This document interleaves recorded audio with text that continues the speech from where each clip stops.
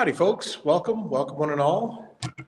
I am, as always, Javier Unzueta, just building my house, my one-man project, bucket list thing. And turns out that this morning I got up and I was, raring to go. Got up on the roof, the back section of the roof that I had not yet completed, and finished the underlayment on that section. I cut the sheets, put them up, nailed them down. Then the sun got to me. It was only about an hour up there, and I had my hat and everything on, but it was just so exhausting. 92 degrees. It's just blaring hot sun. I drank, had like 4 or 5 bottles of water, and that's very rare for me because I'm a Diet Coke guy. Oh, let me put my little comment up here, folks, to welcome everybody, because that's what I do. And so I took a nap, as we 57-year-olds sometimes do. And well, this nap was very refreshing mentally, as I mentioned on my description. But unfortunately, I woke up just as exhausted as before. I'm too drained to go up.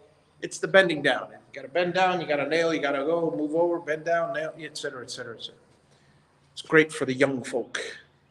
Well, so I'm inside here in the house, and I'm about to do, let me swap the camera so you guys can see.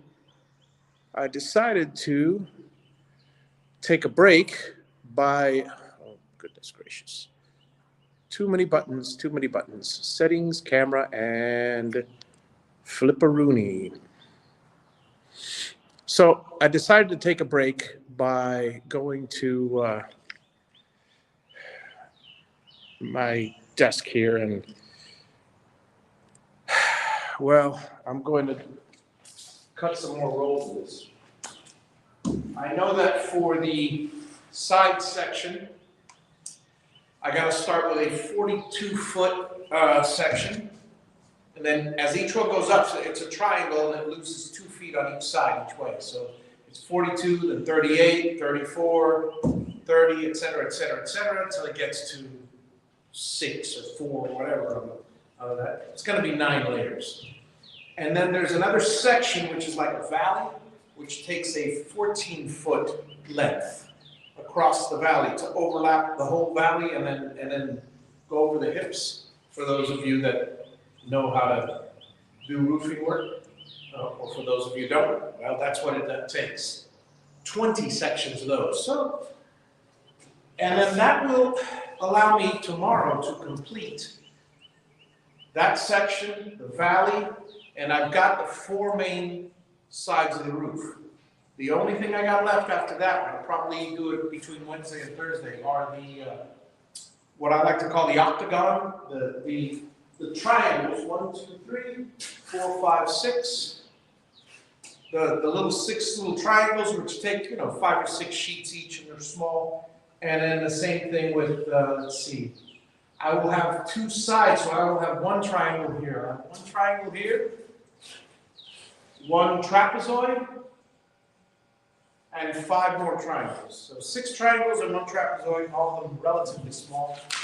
They might be able to be knocked out in a day, but most likely 2, because it's a lot of measuring, a lot of up and down. So by all means, feel free to comment, and I will read your comments.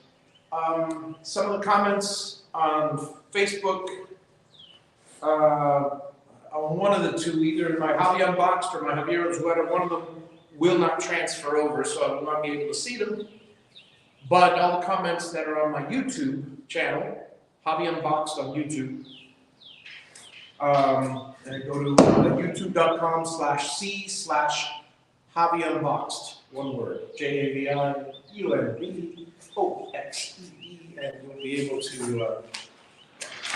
comment freely. And so here goes.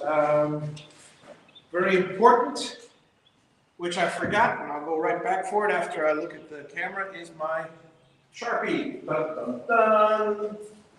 Let me look to see if anybody's commented so far. Hey, Steve, good to see you.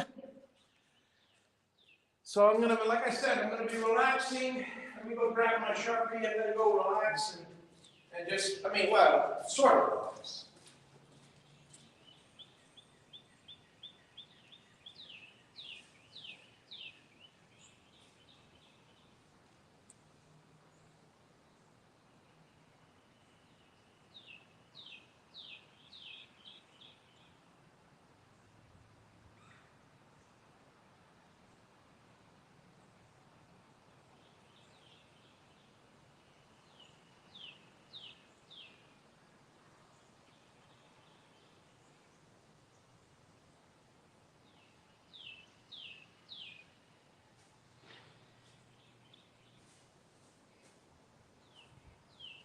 And I'm back.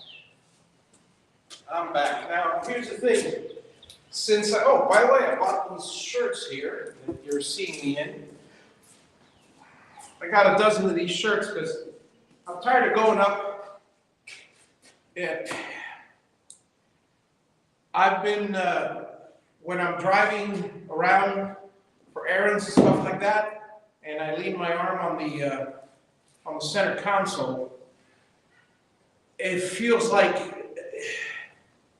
it's very tender underneath the arm, and it almost feels like it's got fiberglass in it. Well, that's kind of because it does, because I've been working with this peeling stick material. It's got mineral on it. It's like glass, sand and glass and granite and all this recycled stuff, plus fiberglass. It's a fantastic underlayment, waterproof and all that. But unfortunately, you know, as I lean on it, I kneel on it, I don't notice it, but it wears on the arms, so hence the long sleeve shirt. In the beginning of, what are we, spring, summer? I don't know, but it feels like summer already. It's 92, 93 degrees. Thank goodness there's a nice breeze coming from there. I can show you the lake so you guys can see what I'm feeling here. There's the lake. If I bring you closer, hopefully the light will adjust. But this is my backyard. Sands, wheelbarrow, and ladders and stuff like that. And pretty soon the house will be all nice and neat. But anyway, so I got a beautiful view of the lake. I've got, and I've got a good cross breeze right now because none of the windows or doors are in. But I'm looking forward to the end of the project, but I don't think it'll be until, say, October. The roof alone is going to take me, I mean, I'm almost done. I figure this week I'll be done with the underlayment and I got to do some final checks and nail it all down. Because right now I'm just preliminarily nailing it every 4 feet. Then I got to go back up, and I've got a contraption for you guys.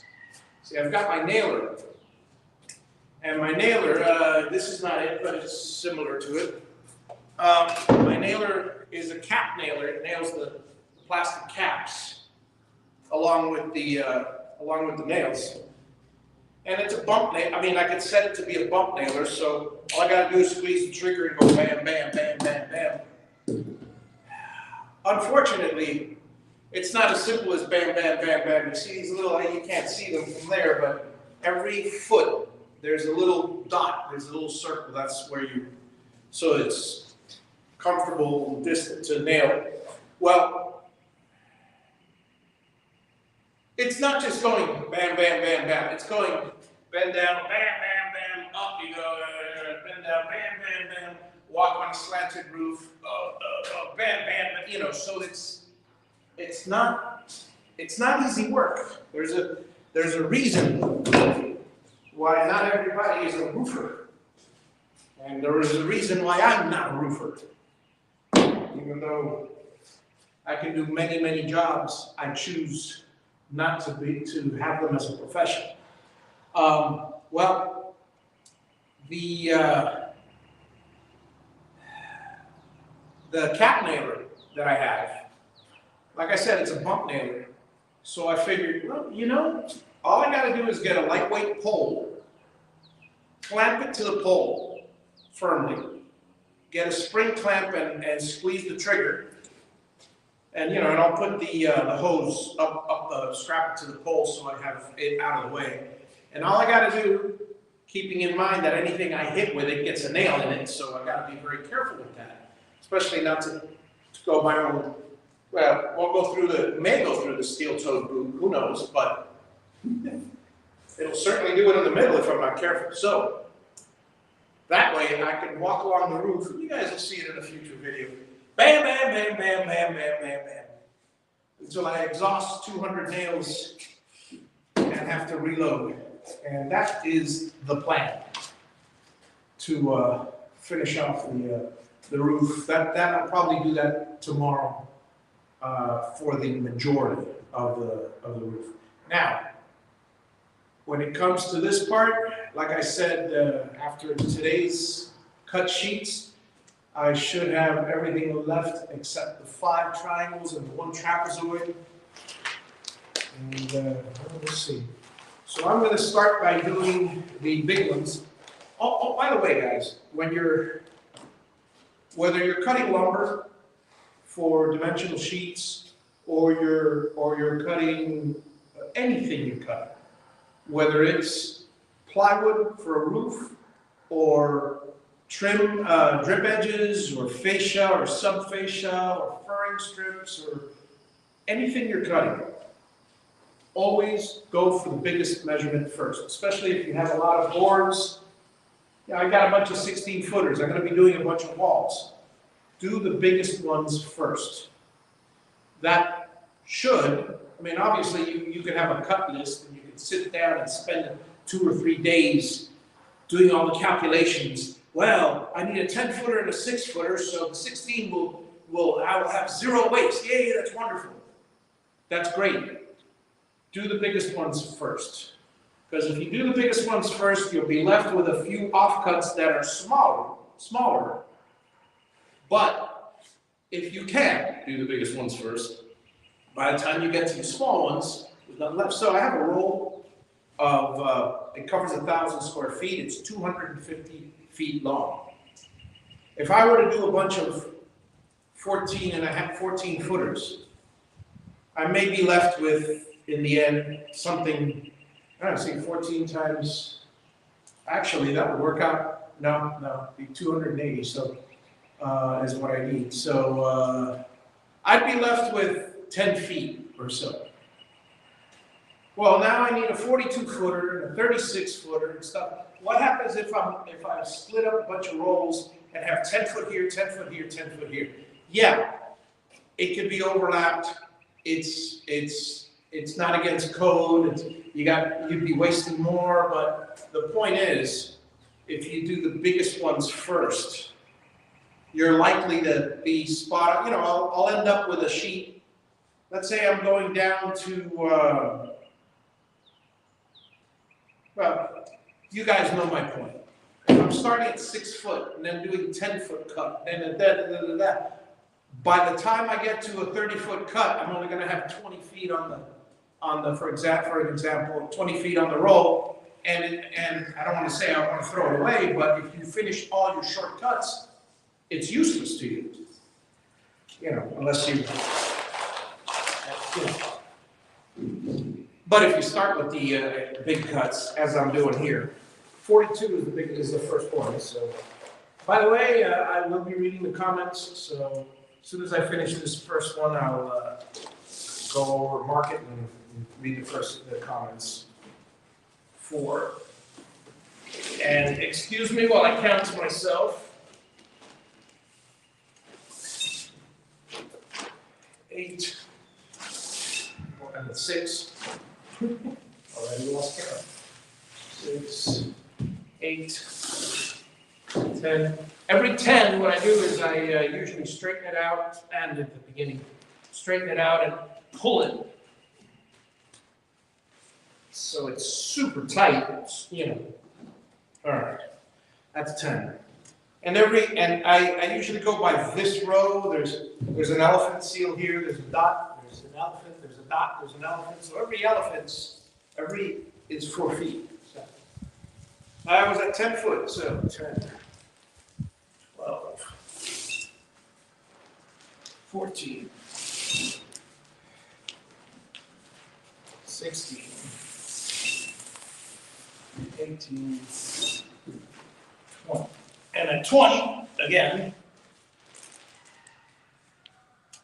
I even it out and make sure it's nice and tight. And breathe, because this bending down and stretching also is not, is pretty exhausting. 20.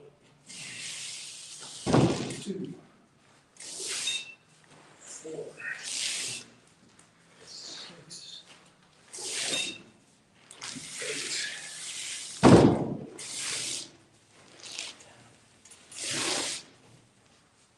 30.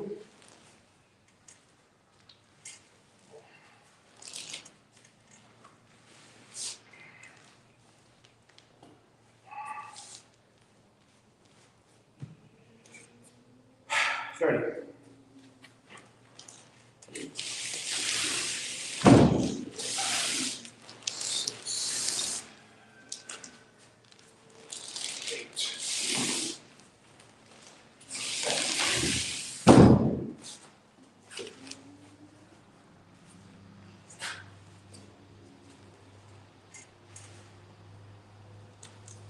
40. First one's 42. So here I am at 42.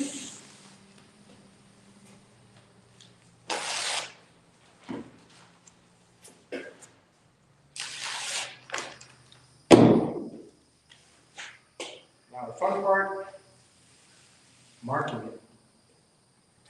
Yes, on the edge, because when you're up there and you have God knows how many rolls, you want to make sure that they're all marked. Let's see what I do.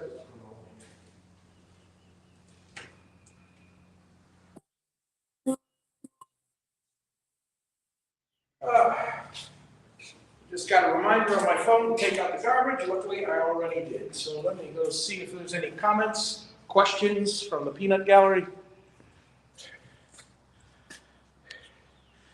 Nothing yet. So just sit back and enjoy somebody else working on a Sunday.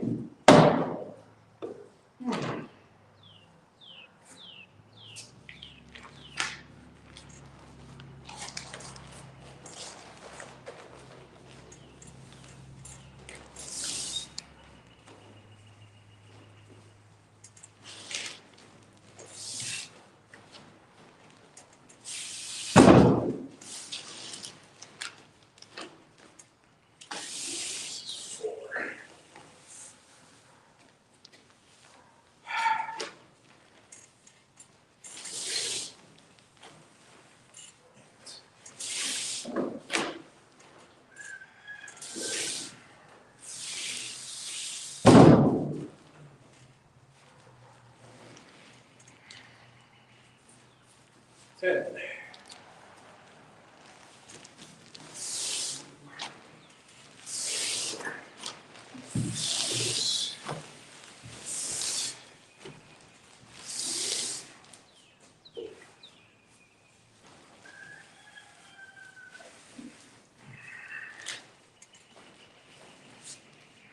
In case you're wondering what I'm doing here, I'm tightening it up so it's nice and tight. If you've ever done anything like this, you're familiar with putting your fingers on the inside and pulling it and letting it, you know. I believe that was 20. Yeah.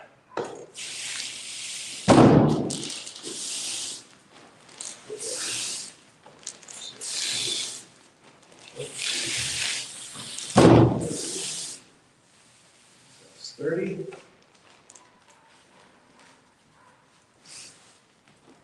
2, 4,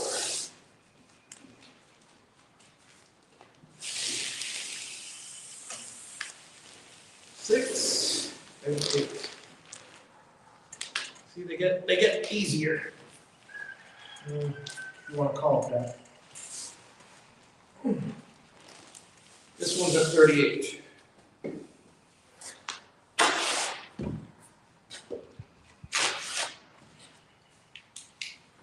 It's easiest to cut that way. I can cut straight across, but then it dulls the tip, and then I end up with, it's a mess. This way is a lot easier. 38.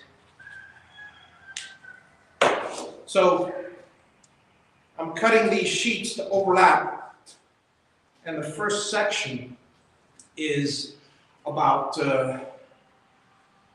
39 inches. So it overlaps a foot and a half on either side.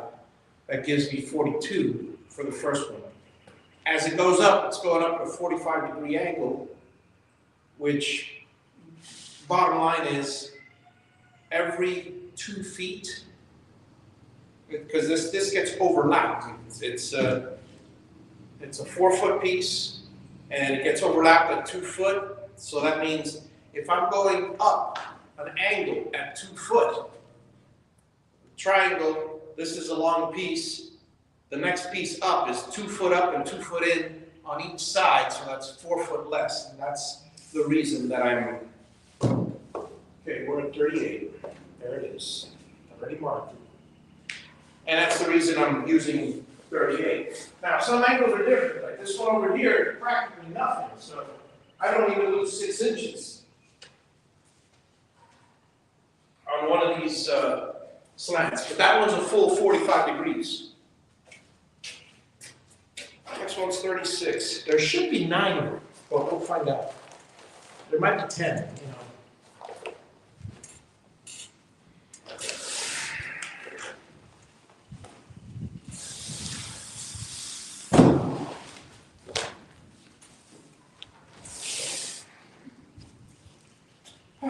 Four.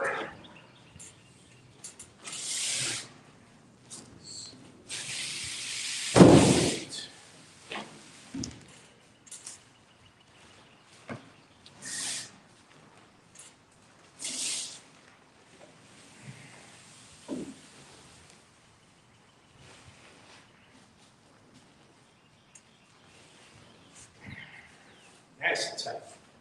Okay. 10, 2, 4, 6, 8, 8,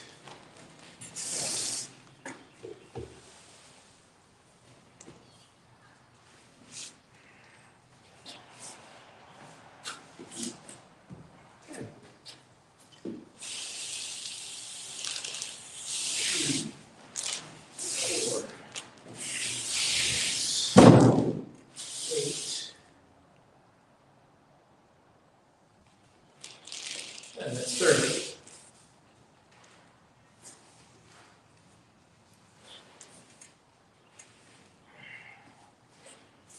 The next one's got to be, let's see, it's 38, so 34. 2, 4, here we are.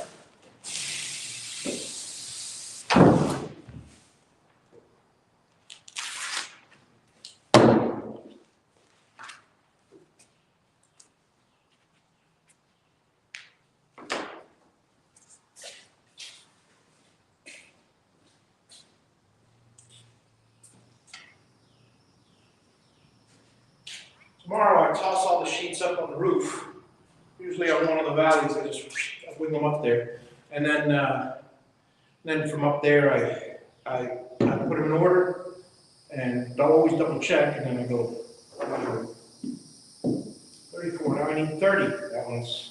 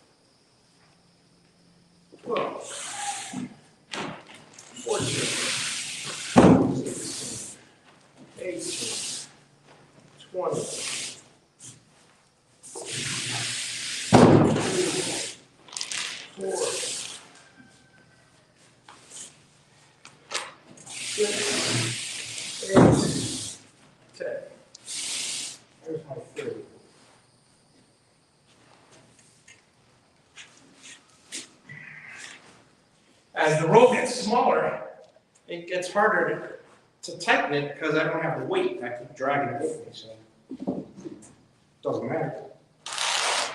Just doesn't matter.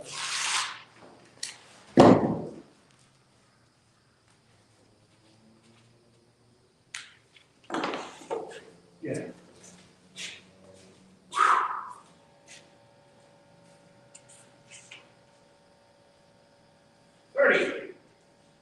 Next one's 26.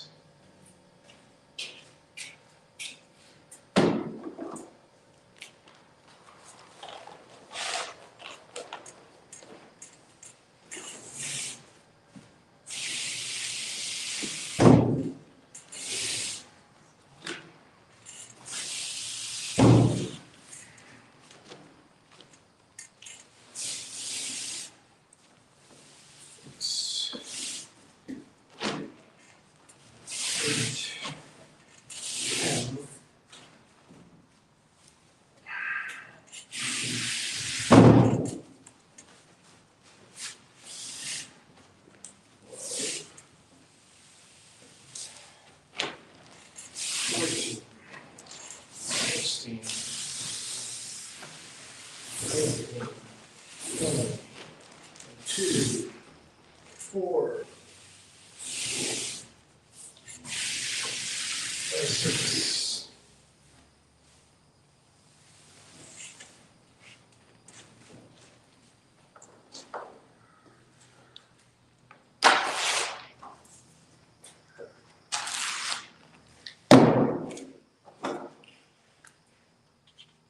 $26.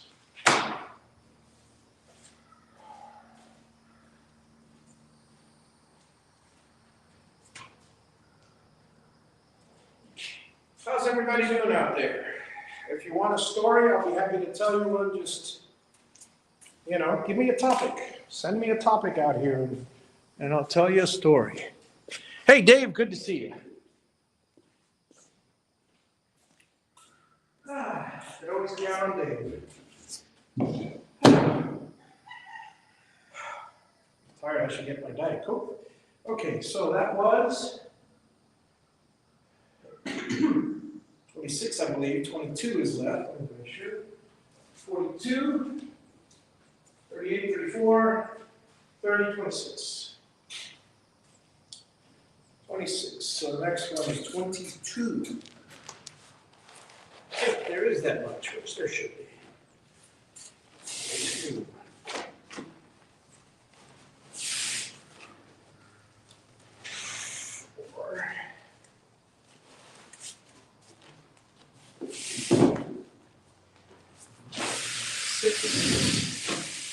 Eight, 10, 12,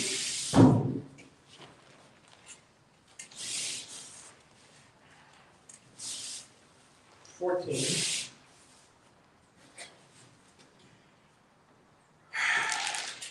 16, 18, 20,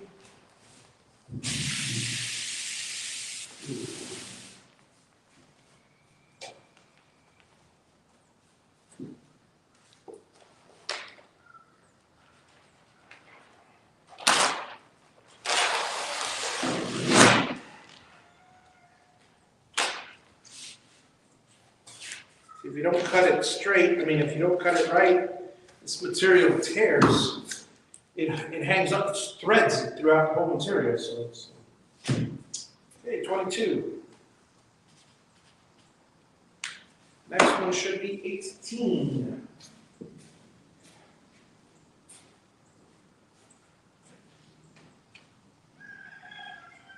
Woo.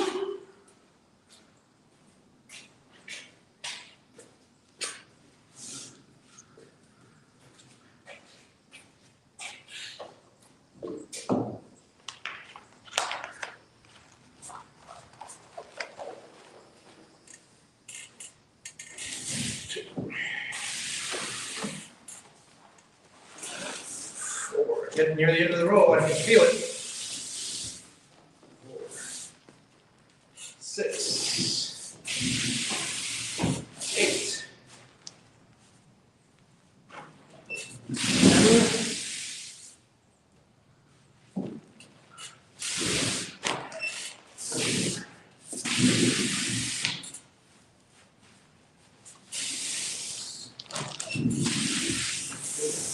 There's 18.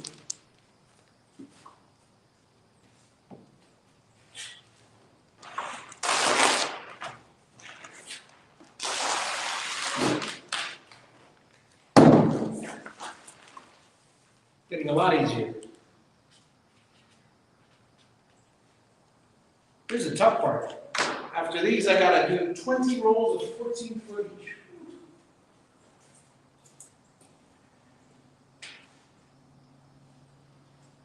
14 is next.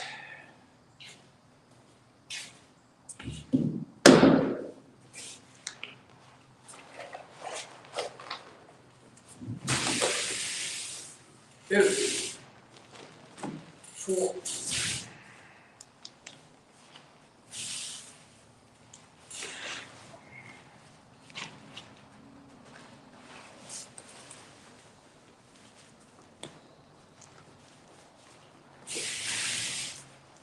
Six.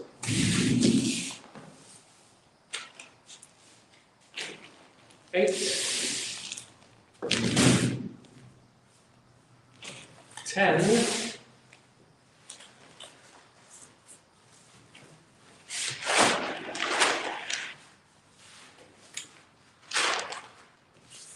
'Well, I'm going to call this the 10-foot roll. There's like 12 feet in it. But I need 14, no less, and then the 10-foot. So this will be the 10-foot roll. See, there's the advantage that I was talking about earlier. Always do large cuts first. That way,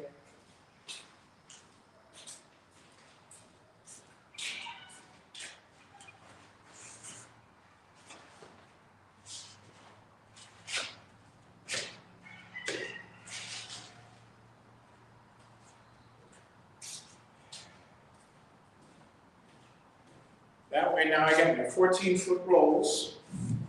And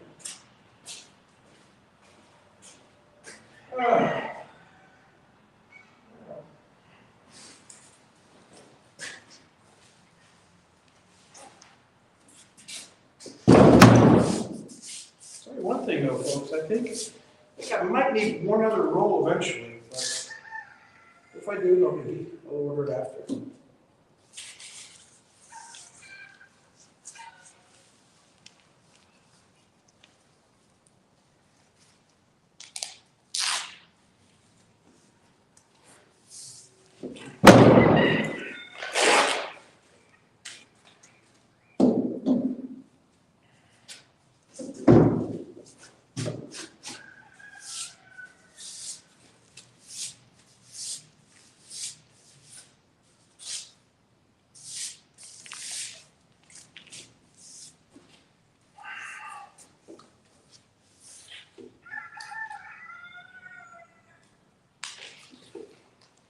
See, this is something you got to be very, very careful with. You never want to cut, like, if it was a normal roll, I just slice right through it. Hey, wonderful, no big deal. But this stuff is meant to be waterproof and impermeable, so you don't want to slice through it. I got to slice very, very light to get the tape out of the way. And then that being done, then I'm good. Okay. Now we got a bunch of 14s. Well, 14 and a 6. And then we got all the 14s. So let's see here. There's 2.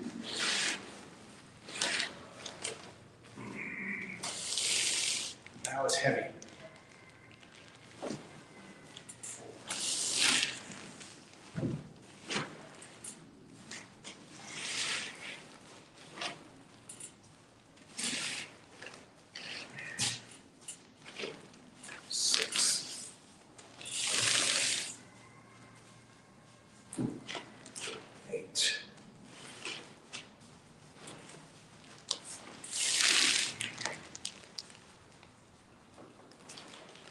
10, 12, and 14.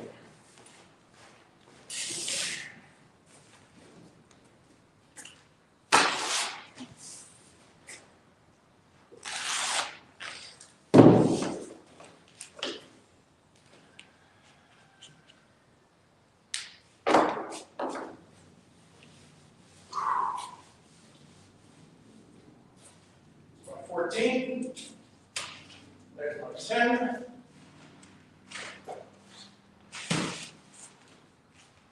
I'm just missing a 6. And that's for the very top. In fact, I have one outside that might fit the bill.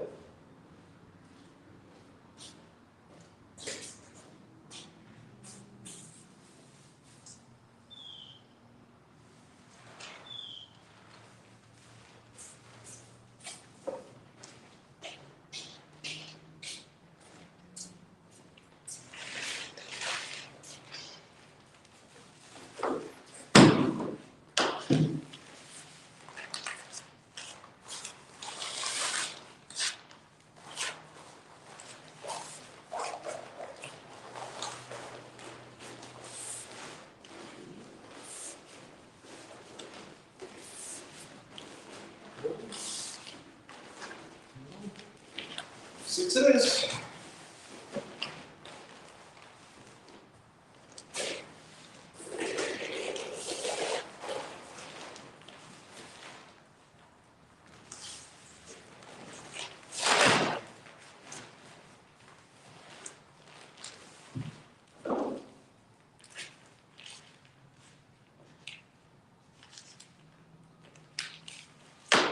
Six foot, put the little underline. I don't know if you guys do that, but I do. Okay. All the side is cut for the roof. Now we got to do that valley, which is 20 of them, 14 long. Oh, Julie. How's everybody doing out there? Everybody doing good? Any questions? Comments? Just the usual how do you do's. All right.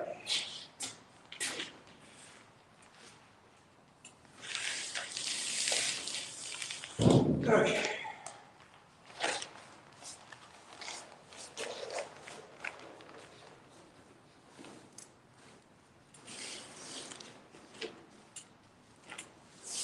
Two.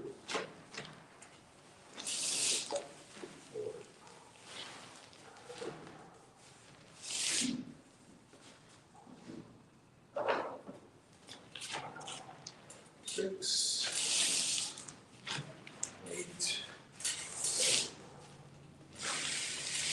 10, 14, 12.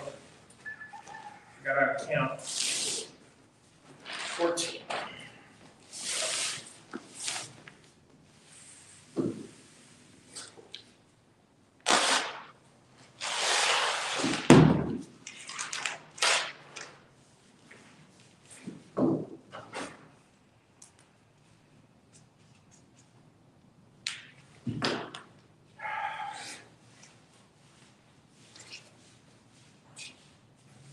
Stick them over here for now.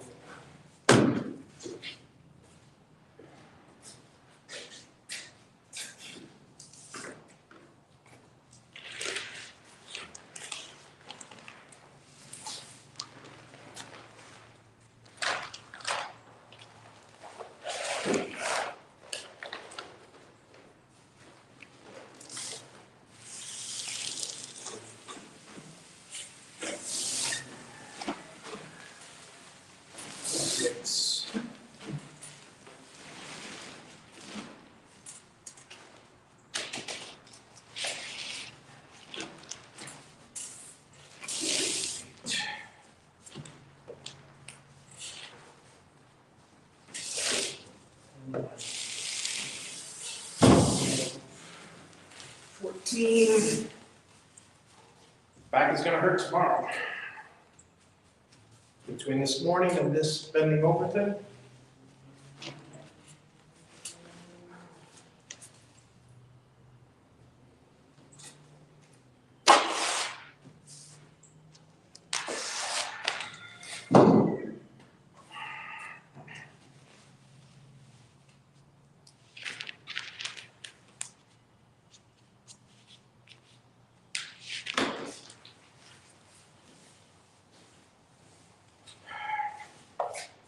I wouldn't write 14 on them, except I don't know when I throw them up there if I'll get them all mixed up, so. Because they're all 14s, but I don't want to take any chances. Because rolled up, it's very difficult to see the size.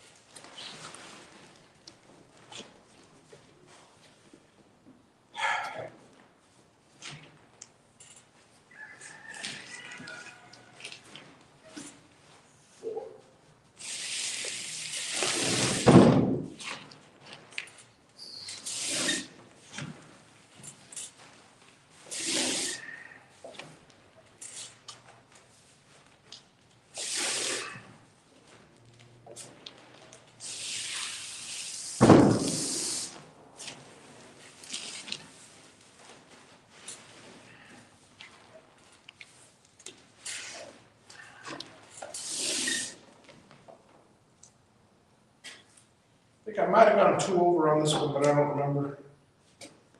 Don't know, but better 2 over than 2 under. 2 over doesn't matter.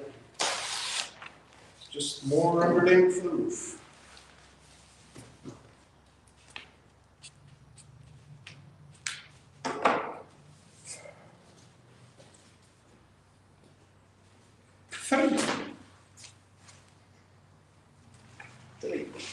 Three rolls, up, up, up.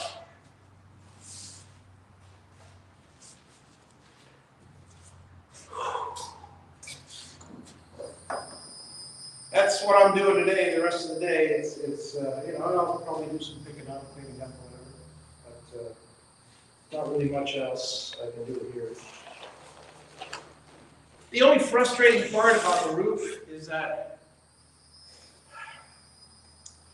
after doing, you know, I'm gonna take a break. I'm on 2 here. Let me grab my Diet Coke and I'll be right back. And I'll explain the frustrating part about doing the roof and the scaffolding. And being a one-man army, or a one-man operation.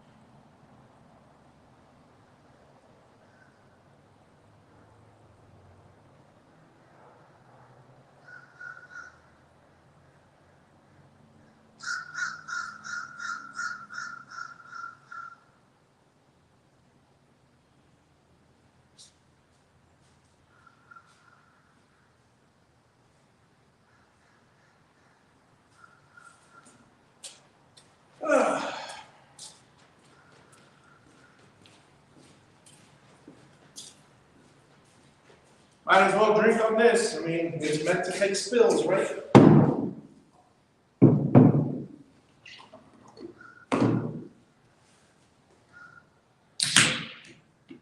Diet Coke.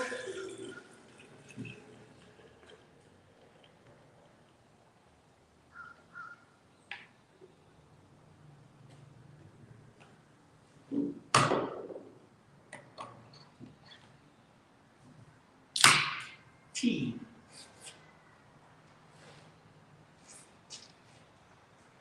Oh, telling you. So, the tough part about the roofing is I spent the better part of a week, maybe a week and a half, putting on just the edge, the first 4 feet on the perimeter. Now, granted, that's 330 lineal feet by 4. That's a lot of footage. That's 1,200. Yeah.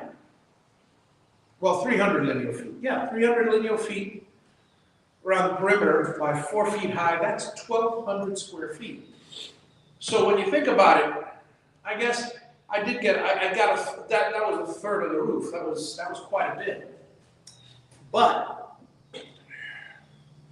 each time, I mean, the hardest part was that section over there, which you can't see.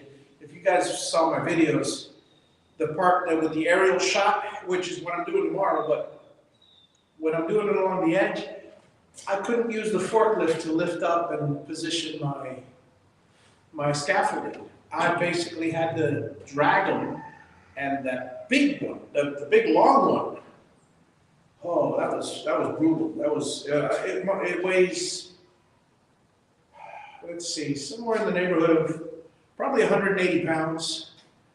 So I could lift it,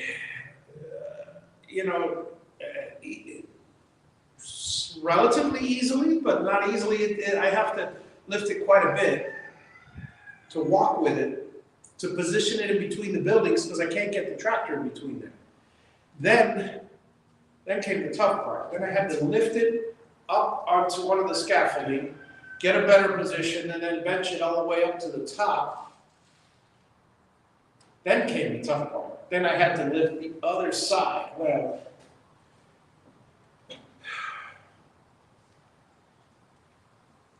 long story short, it's done. But, and again, now we're reaching the tough part. I got to do all that all over again to put the asphalt shingles on. I would have loved to just, got up on the roof and put like the second layer of underlayment and just started on the asphalt shingles, but can't do that. I gotta pass inspection first with the underlayment before I can move on to the shingles.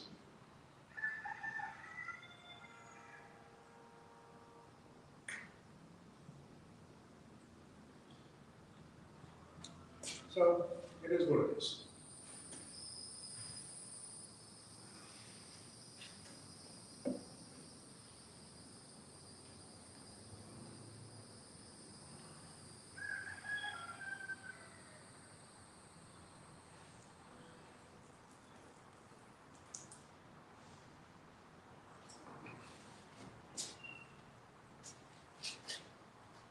I'll ask the inspector how many shingles he wants to see, because each one's different.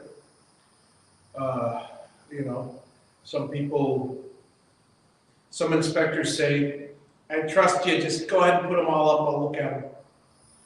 I'd rather not do that, because if you make a mistake, and each jurisdiction is different, the inspector doesn't like it put on a certain way, you gotta rip off the whole roof. So that most inspectors won't do that. They'll tell you, put on 6 rows or whatever it is, because just like the soffits, the shingles have what they call an in-progress inspection. There's 2 inspections for the shingles. There's one that's you start it and they check your nailing pattern, they check your overlap, they check all that stuff. Once they okay that, there's a lot of leeway. There's a lot of leeway in the sense that, and there's a lot of trust. I mean, I'm glad it's that way. It's my house. I hope that they would trust me to do it the best possible way. I'm not going to skimp on corners in my own house, especially since I don't do it on other people's houses to begin with. You got to do a professional job.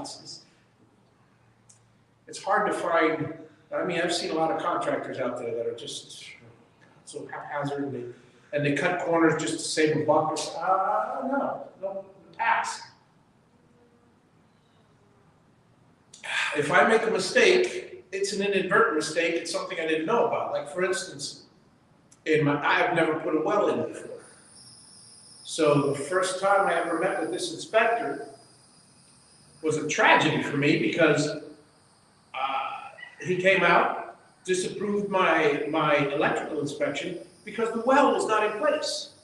I've never done a well before. I didn't realize the well had to be in the ground before I before I call for inspection for my meter. I can set up anything I want, but before, so it had to be wired and everything. I go, I mean, I'm so used to Miami-Dade having this inspection, and then this inspection, and then this inspection, and then, so they have a rough, and then they have this, and they have a this. For the well, it's just one inspection. It's just, everything's connected.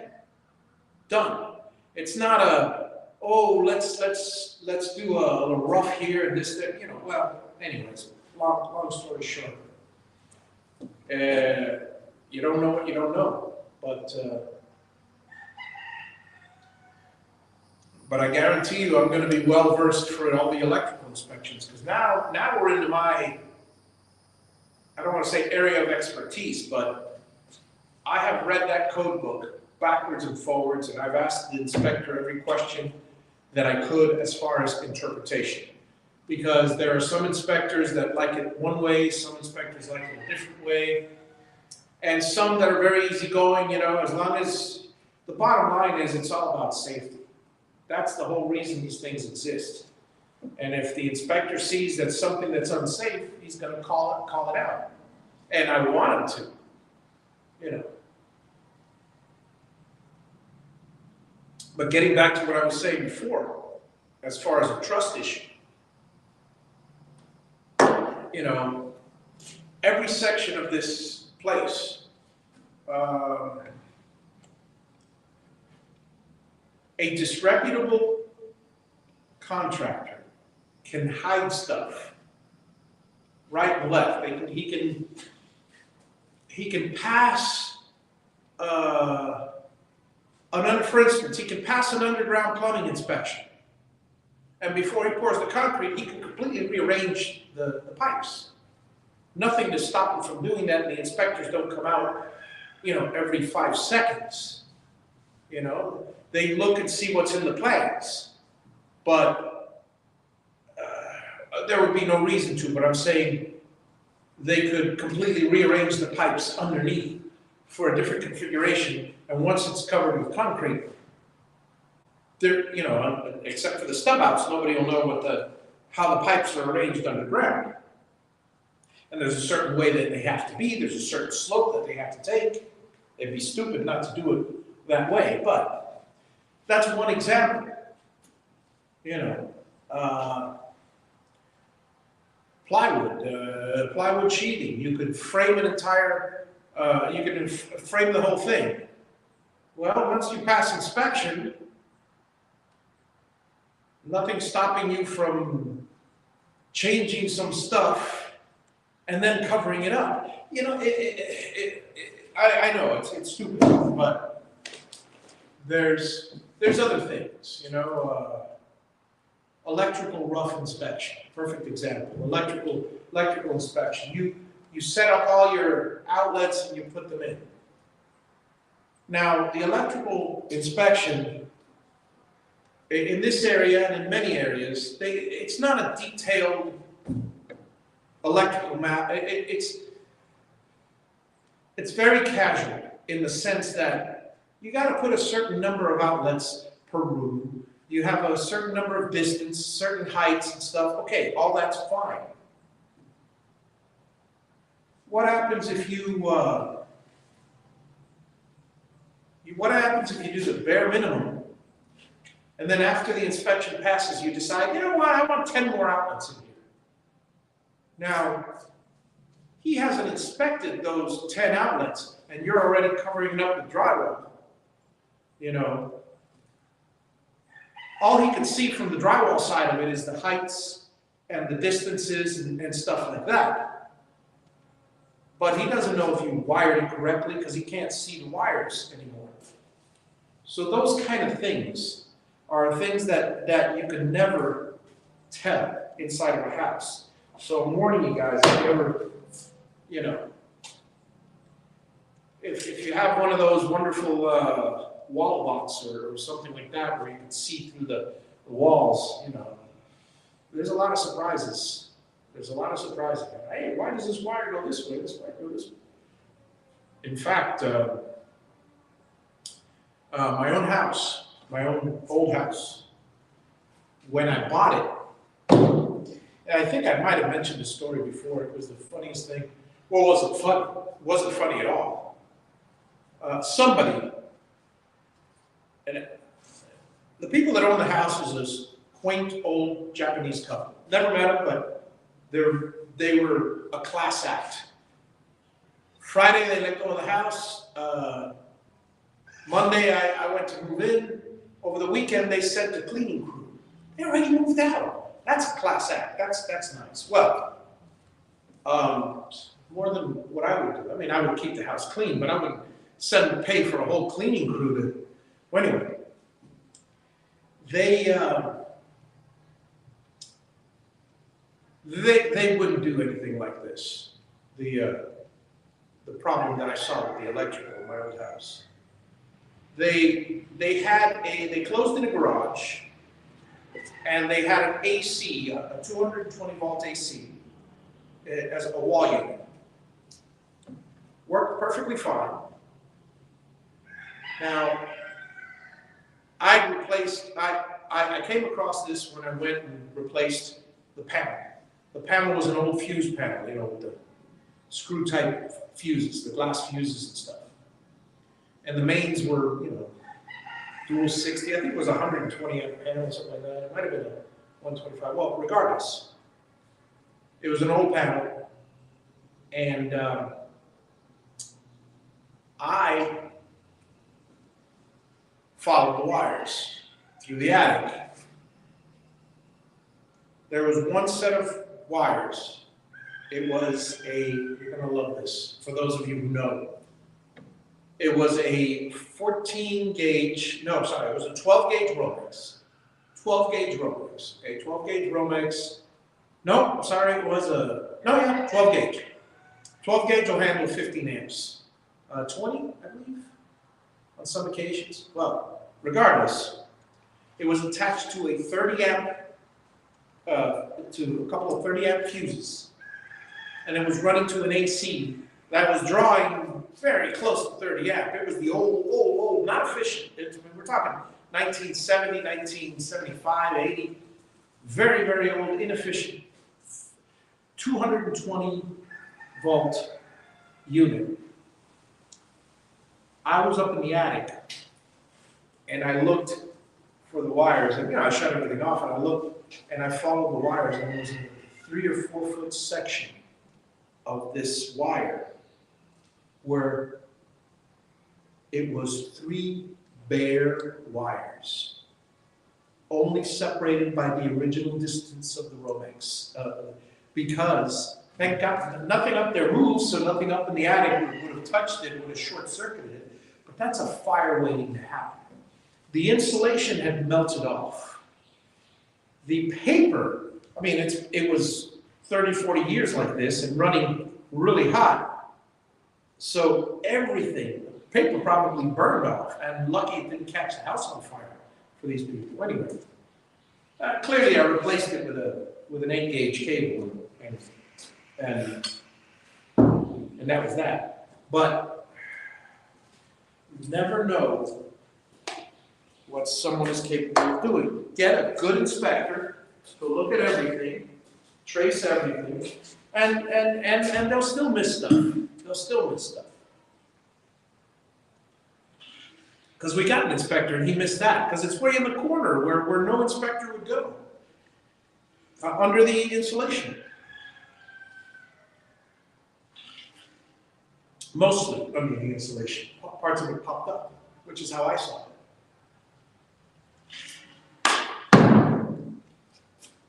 Two,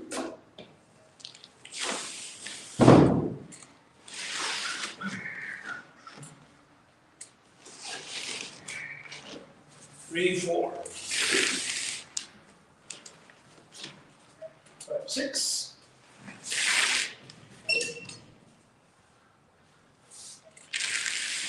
7, 8, 10, 12, 13, 14.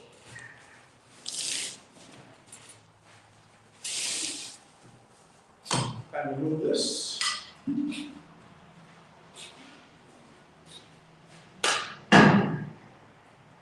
guarantee you I'm going to forget where I put my cup, but now that I said that, I'll remember.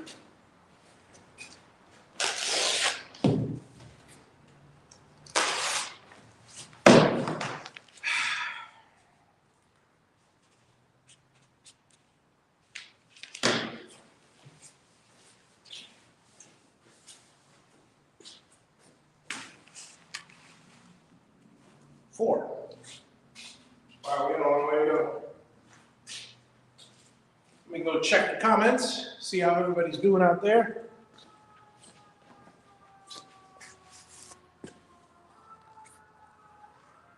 I forgot to, well, bear with me, folks. Let me see if I can, let's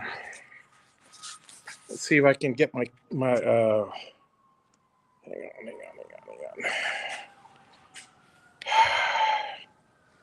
Forgot to tell my cousin.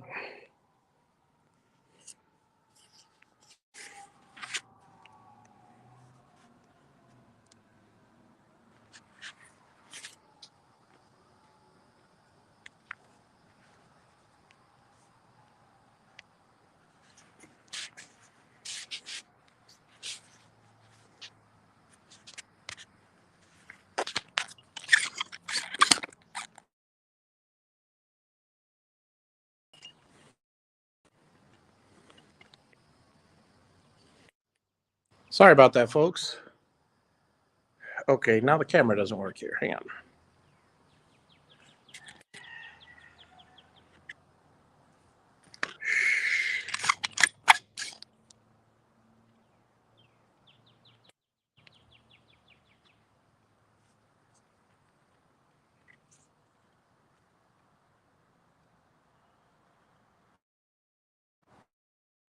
There we are. Nope, we're back. No, we're not. Come on.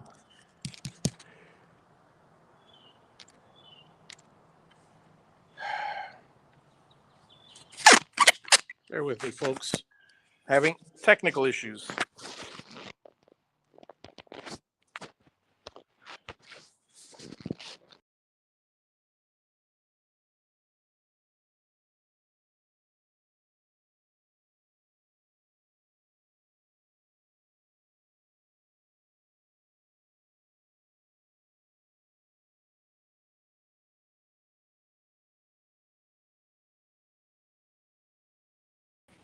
Okay, that's more like it. Sorry about that, folks. That's what I get for trying to. Yeah, I tried to tell my cousin that I'm live, but I never got a chance to.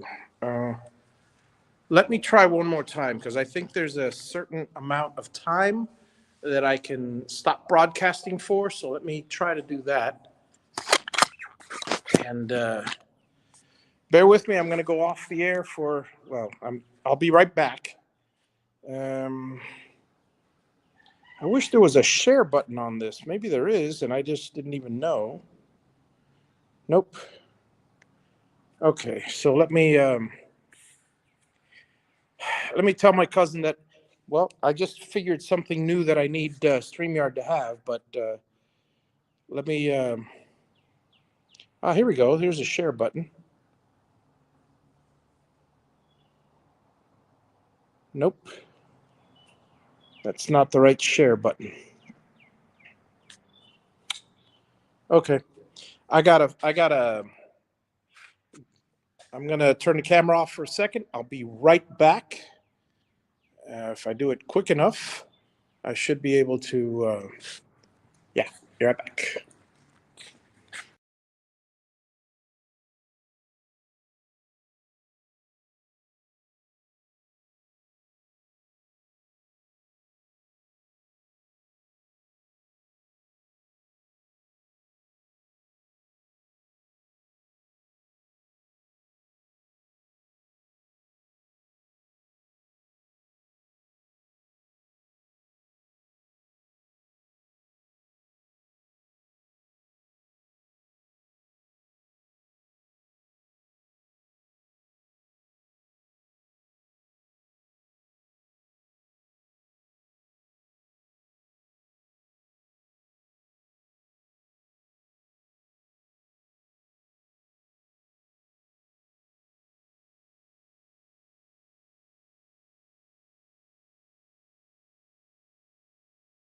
And we're back, folks. Excellent, excellent. I didn't lose too much there. All right. Sorry about that. Yeah, if you're fast enough, you can jump off the stream and come back on and text stuff, and it's not easy. I should have gone inside the house and done it that way, but, well, luckily and then, okay, so let me go back to the camera here and back to what I was doing. And there we are. All right, so, yeah, my cousin sent me a text telling me to take it easy because earlier I told him how exhausted I was, but I usually send him a link prior to signing on. Because for some reason or another, he doesn't know how to operate his bell, so he never gets a notification on YouTube. You know. I don't understand that. You know, all the people that I follow, I have a little bell, and it'll pop up with a notice, hey, this guy's live, or this guy just did a video. Okay, great. If I'm not doing anything, I'll click on it. If I'm doing something, I dismiss it. It's not rocket science. I like the little bells for the stuff that I watch regularly, but it is what it is. But I can understand. For some people, the bells get just so annoying that you know, they can't handle more than one thing in their life, too.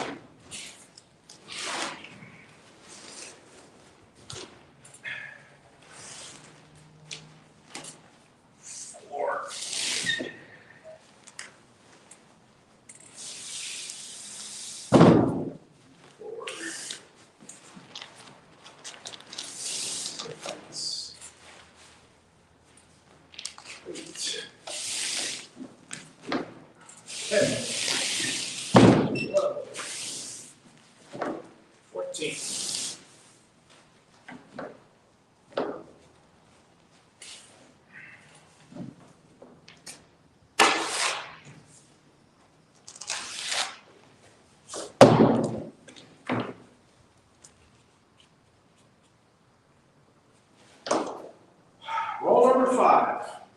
15 to go. It's never ends, never ends, never ends.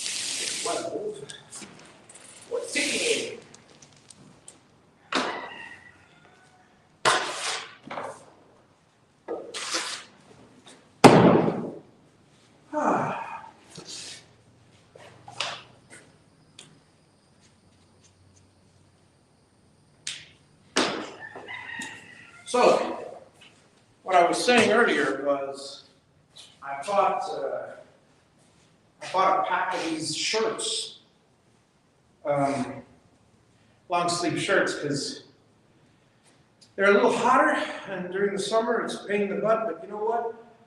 I don't have mosquitoes biting me on the arm, and the main reason I bought them is so I'm not leaning on all those the fiberglass from the roofing, from the shingles.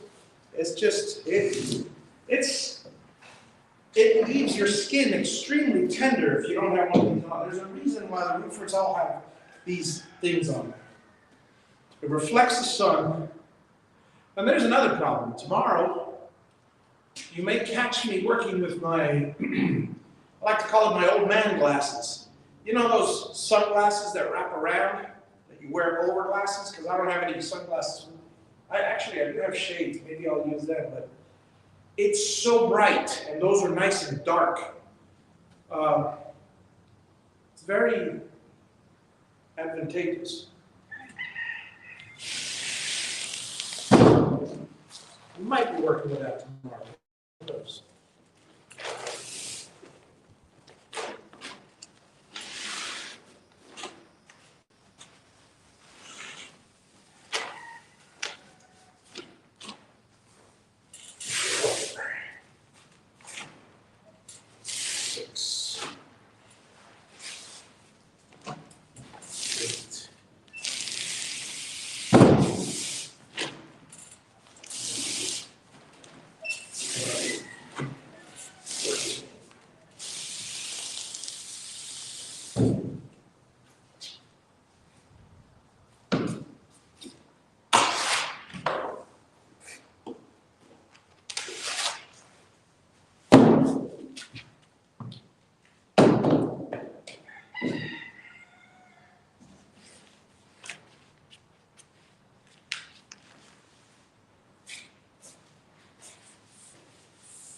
Roll number 6.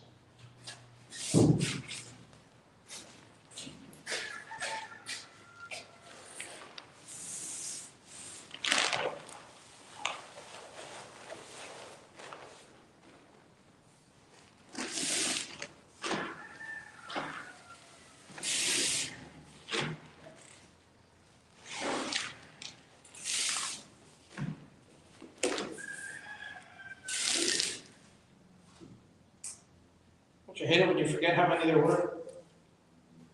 I think that was 4, but it might be 6. 6. 7.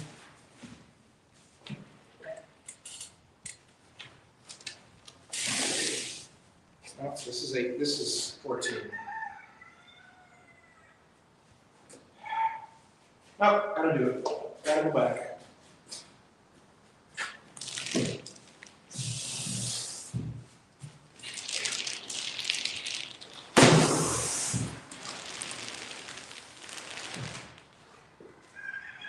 Let's see. 2, 4, 6.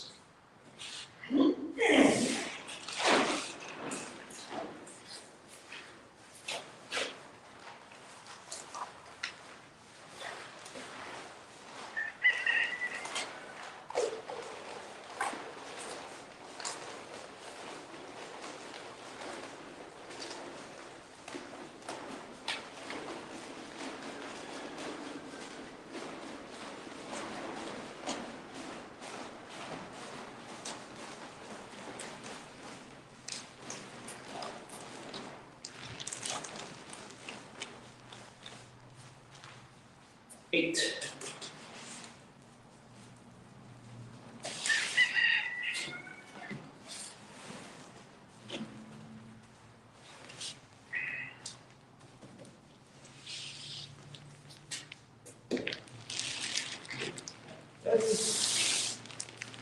Well, yeah, I was right.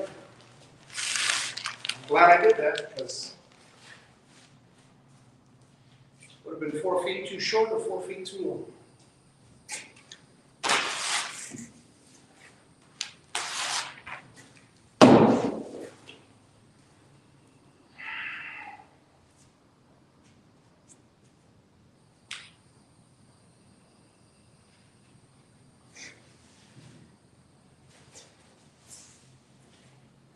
Roll number 7, I believe.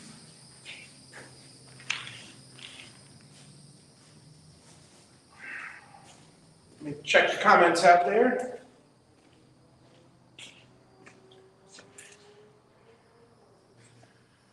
Yeah.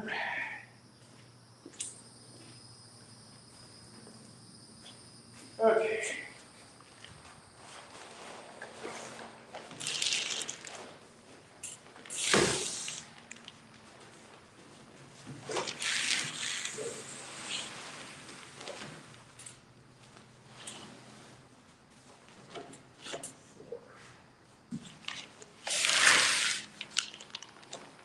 Six, 8, 10, 12, 14, 14. Don't go any further, it's just 14.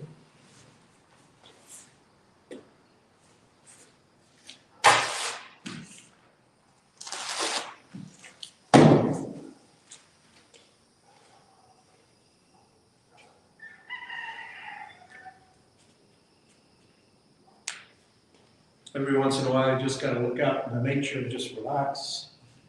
I mean, when you have a job, number 8, when you have a regular job, like in construction, there are often times where, like painting, I'll give you a perfect example, because I'm a painting contractor, at least when I'm not building a house. I went to some fancy high-rises on Miami Beach. The place was unoccupied. They were on vacation. I'm a high-end painter, so for an extra fee, I would take care of their dog, since I was going to be there every day. And, you know, so, I mean, the dog's got his own little kennel, and he was in a room, but I let him out in the room, the one I wasn't painting, and you know. So you have the pleasure, the company of a little dog every now and then. That's nice, but you know, it is more work than anything else. But the point is, I go on the balcony, and I'm overlooking the intercoastal. I'm overlooking the ocean, and it was just Biscay Bay, that whole area. That was just, it was gorgeous. It's gorgeous. I would not choose to live there because it's high-rise, congested, small space. I'd rather have this beautiful open vista. However, you cannot deny that sitting on the 16th floor or 20th floor of a high-rise building in your own closed-in balcony, well, not closed-in, balcony with the breeze blowing, just it gave me thoughts of Rear Window. I wish I had some binoculars to look at the other, to look at some of the other balconies. But regardless, it was a fantastic time. You know, you remember those little times. Just like vacations, you know, there's a lot of beautiful places I've visited. You know, Spain, I'll never forget how often it's a whole different experience in Spain, eating. You have here, they serve you the food. First of all, they take forever to get the food for you sometimes. And once you get the food, you get the check, and have a nice day, you're out of there. Over there, instantly they serve you the drinks. They take their time coming back because you're talking, you're having a conversation. I mean, it can last half an hour, it can last an hour. You're sitting and enjoying somebody's company. They'll come back and the meal will come out right away, right after you order it. You have your meal. They don't bother you. They don't come back because you're probably going to order a wine or something. A lunch or dinner can last 2 hours, 3 hours, 4 hours. I mean, it depends on obviously how much time you have, but it's a whole different mentality. The meal is a wonderful conversation. You block off a couple hours or 3 or 4 for a meal and a pleasant conversation. It's very relaxing. You eat slowly, your food digests. I mean, oh my goodness. It was an incredible experience. Now, is it one that I would like to have on a daily basis? In some ways, some aspects of it, yes. But, you know, it's like vacation. Vacation, high rises, work, there's a lot of experiences in this world. Miami. I do not hate Miami. The rudeness of the majority of the people, yeah, but that's any big city. I'm glad to get out of it? Yeah, absolutely. Because Miami is a place that, while I've lived in it for 54 to 57 years, depending on, because I got here 3 years ago, but I've been back and forth. It's a wonderful place. It's gotten destroyed culture-wise. It's just different from the Miami that I grew up, but every place is. But here's the thing, and this happens to a lot of people as they get older. You know, if you live in the city when you're young, cities are for the young. Most, and for people that don't act their age. I gotta say that. People that think they're young and they're not, that's what the city's for too. Because you see a lot of that.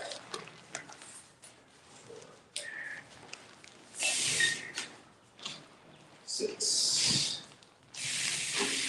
8, 10, excuse me while I count. 12, 13. Because you do see a lot of that. You see a lot of course, it's just one man's opinion, but, and obviously there's a lot of,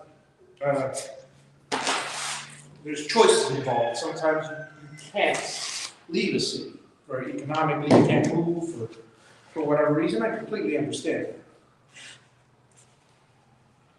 But what's frustrating is people who are closed-minded and think that this is the only place to be, and have never traveled, don't go anywhere else, and are closed to the world. You know, I've traveled a lot, and this is the place I chose to retire, if you will, to live the rest of my life. It's very laid back. Some people choose the Keys. That's not for me, but I appreciate that lifestyle. It's super relaxed, laid back in the Keys, you know. And but it's just I'm not a fish every day till you drop kind of person. Others enjoy, you know, the cold. Others enjoy living by lake effect snow. I don't know. You know, that's not me either. But I can appreciate that beauty.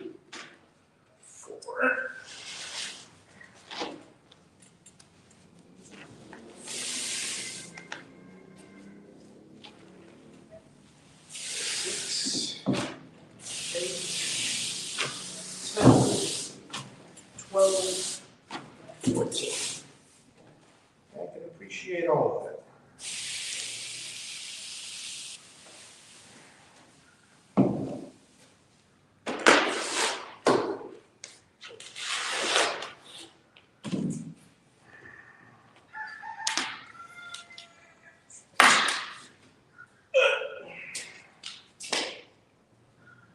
Make sure it's closed before I stick it in my pocket. I'm gonna have to get a new pair of pants. Or a new butt. Don't want to do that. I've lost count. It's got to be like 9 or 10. So when I get close, I'll count. What are your thoughts on places to live, folks? You know, there's a lot of people out there that says, you know, my brother, perfect example. I love my brother to death, but you know, he'll never leave Miami. I understand. I don't understand. I partially understand. I mean, it's said my parents in the same way. My parents, I understand. They've lived there their whole lives. 2, 4, 6, 8, 10, 12, 14. Now my dad, he's definitely one that if he had the option, he would retire to the Keys. In fact, he's so much he said it. He's, you know, he loves, a hobby of his is just, or for a hobby he had for a while. I don't know if he does it anymore, but he used to have a spreadsheet where he'd map out, if he'd win the lotto, exactly how much money to go to certain projects. He'd have a business for me, a business for my brother, a house for me, and a house for my brother right next door to his house in the Keys, which are all $1 million houses. And, I mean, he's got his dreams. They're not my dreams by any means, by any stretch of the imagination. But you know, he's got his dreams. Even at 80 or close to 80, and I can appreciate that. But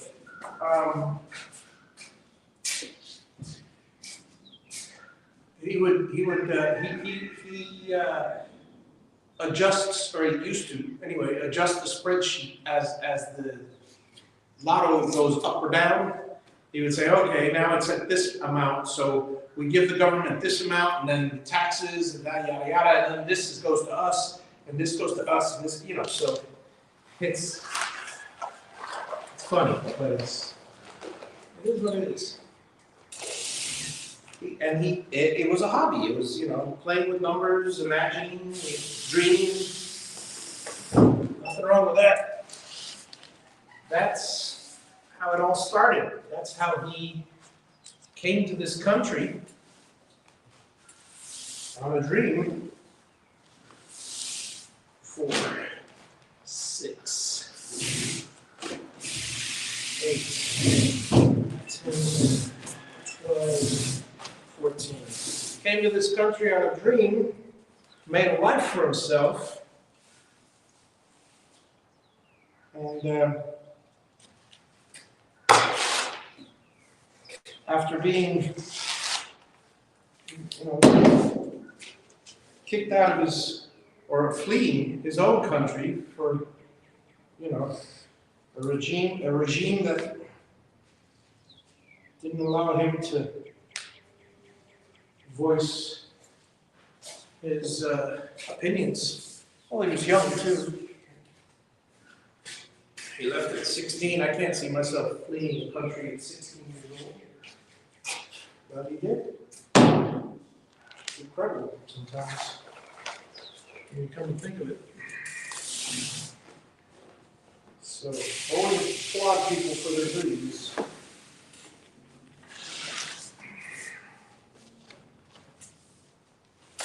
Dreams are like goals. They are the beginning of the equation.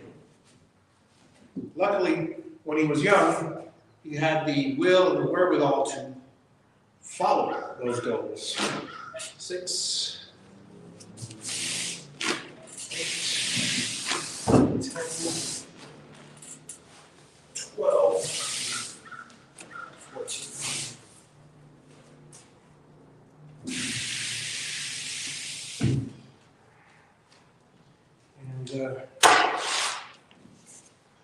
There are a lot of people who, and there's still a lot of people today, who they flee a place because they don't like it, but they bring all their problems with them.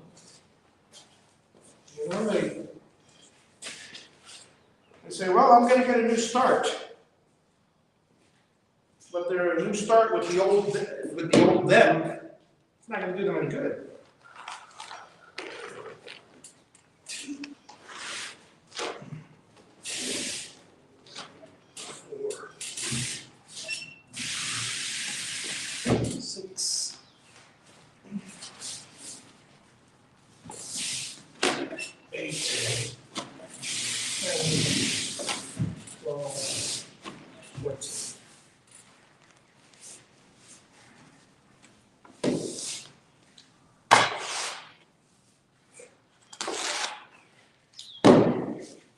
My mom and dad have paid their dues, and then some.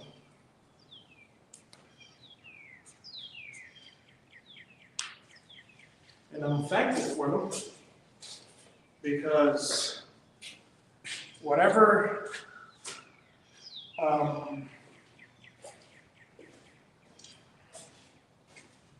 don't want to say defects, because they're not defects, but whatever issues that they had,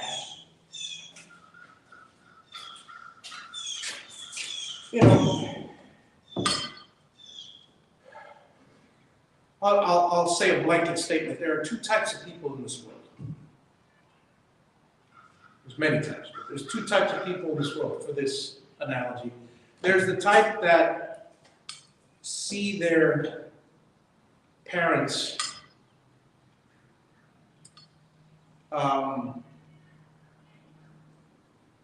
as teachers. We all do that, and do exactly as they do. 3 types of people. There's the ones that do exactly as they do all the time. There's the ones that do exactly opposite because of one or many little things that their parents have done, whether they be abusive parents, God forbid, or anything like that, or just, bad parents in general. And there's the middle ground, which I prefer to be in, which is look introspectively, see the good and see the bad, and do the good. You know, follow the good, follow the, whether it's a work ethic or whether it's how they treat people or whatever. Look for the good, see the good, do the good, and then anything that's that is considered, you know, let's say a parent is really, really quiet and doesn't stand up for himself. Recognize that in them and try to jump out of that shell. Let's say it's the opposite. Let's say a parent is talkative and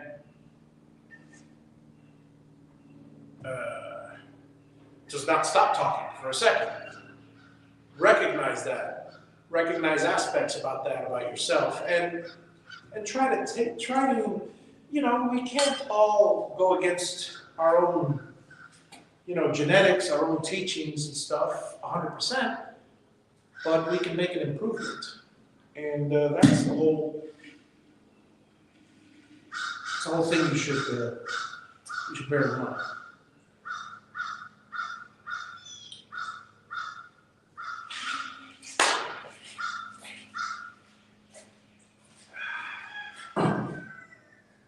If your parents are spendaholics, yeah, hey Crow, how's it going? If your parents are spendaholics, well, learn how to save, or you're going to end up basically living for today and tomorrow's not going to come. If your parents are miserly, saving every penny for the future, again, you got to watch that because you're going to be living for tomorrow and tomorrow may never come. So you got to find it. It's what I've always said, what I will continue to say. Life, everything is about balance. Whether it be food, whether it be relationships, whether it be your life choices, it's balance. And not everybody's balance is the same. The only thing that frustrates me, and I don't want to get political, the only thing that frustrates me about our two political parties is the imbalance. There is absolutely no balance with the extremes of either party. You know, and this is the first and the last thing I'll say about it, is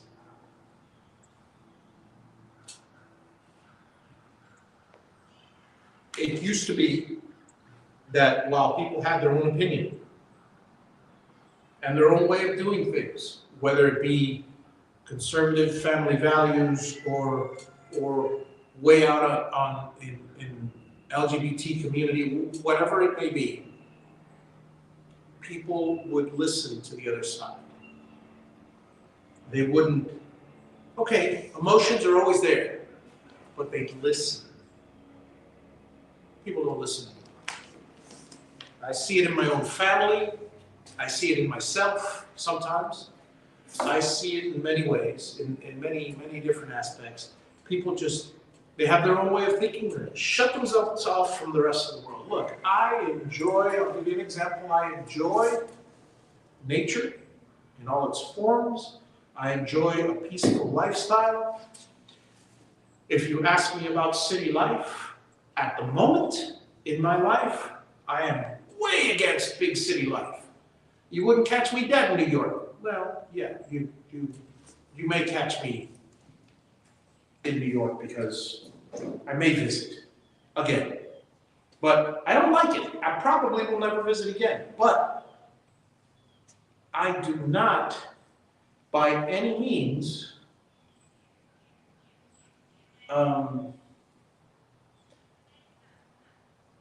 shun or look down upon people that live in a big city. Well, heck, I did. I lived in Miami. It's pretty big, 3 million people. It's a pretty big city. They have their lifestyle, they have their wants, they have their desires and stuff, and that's an example of don't knock the other team. We're all part of one big, thing. And I'll tell you one thing about diversity. It takes all types, and if I was here alone with people that think exactly like me, I get pretty bored within a lifetime or two, if not a lot sooner. 2, 4, 6, 8, 10, 12, and 16. Now, would I choose to be around people with my likes? Most of the time, yes.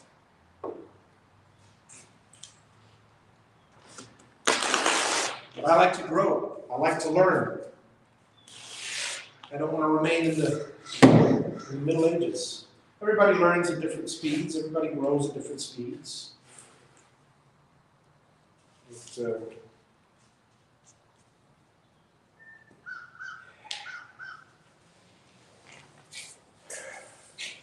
But do it with balance, folks. Do it with balance. Okay, 1, 2, 3, 4, 5, 6, 7, 8, 9, 10, 11, 12, 13, 14, 15, 16. We need 4 more. Yay! We're nearing the end. Somewhat. Let me go check if there are any comments out there in the peanut gallery.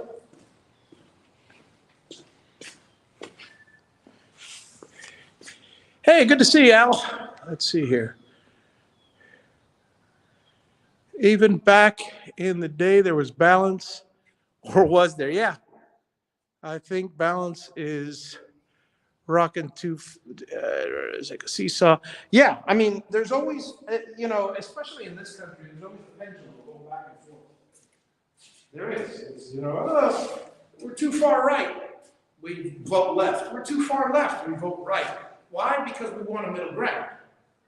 And there's a lot of extremists out there, and there's always loud opinions, and now it's getting worse because of the internet. And the reason why I say it's getting worse is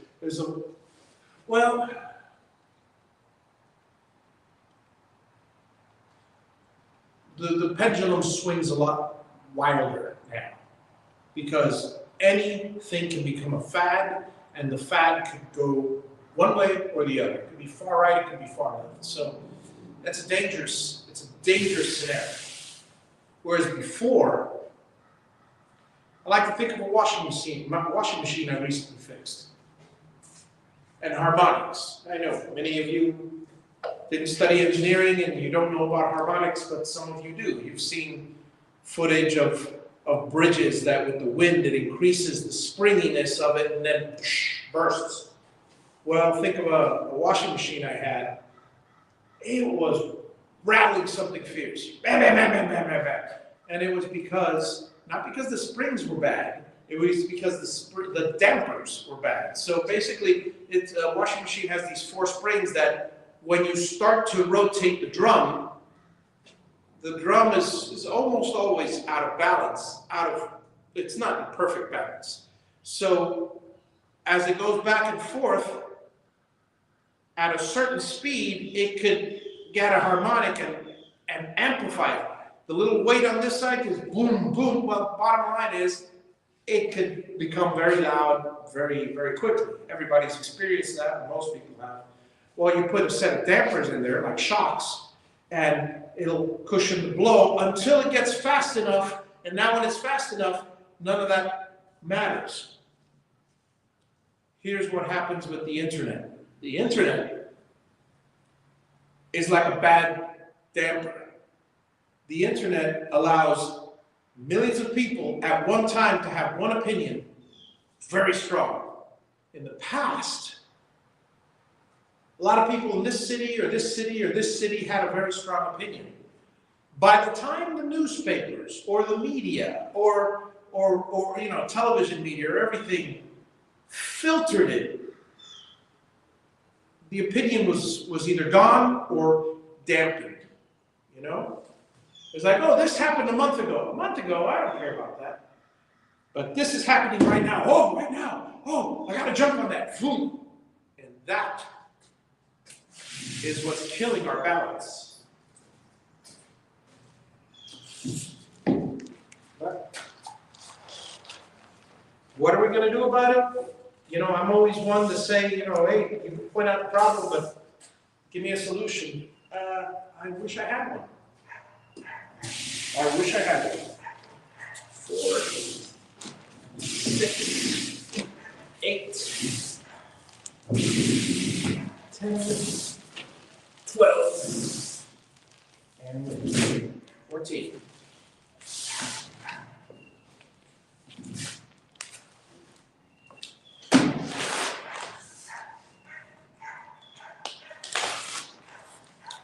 It's funny that there's a very, in my opinion, a very uneducated dog. I'm sorry to say, we grew up with a couple of uneducated dogs, and I would always try to get them to be quiet, but they, you know, they could be taught, but that all depends on whether their owners. Here, well, anyway, there's one in this neighborhood. There's one, and we know it's the owners because they recently got another dog, and the dog is behaving the same way. Whereas all the other neighbors have 1 or 2 dogs, and they bark like dogs do on occasion, when they're excited, when there's a stranger and stuff, but not a constant yap, yap, yap all day long, or most of the day where it gets very, very, you know, it gets on nerves. That being said, I'm trying to remember if I had a point to this. I'm thinking I had 17, so now I got 3 left. All right, so.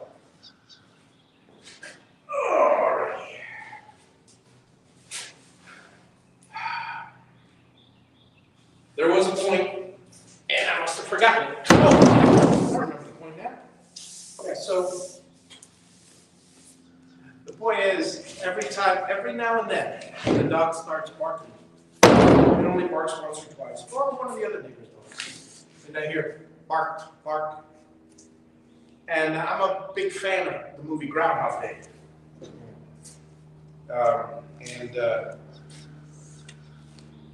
And there's a point, you guys all have seen it, you know, where he goes, well, if you've seen it, where he goes to steal the armored truck, and he goes, wind blows, a dog barks, bark, bark. And it's just, I find it utterly hilarious. And I'm always reminded of that scene, dog barks, and then I say to myself, and he doesn't stop barking.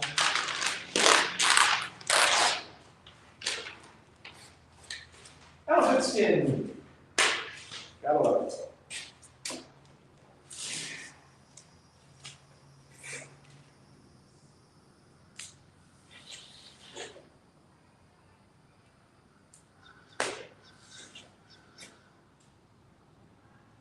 And the funny part is that's not the only thing that breaks up this neighborhood as far as every neighborhood has its problems. I've got a lousy neighbor on one side who's he's 85 years old. He's about to go. He's just, you know, a get off my lawn type of neighbor, but worse, and racist, and just plain. He's a bad man. He's a bad man. I'll just leave it at that, and we'll go into it. But luckily, all the others more than compensate for him.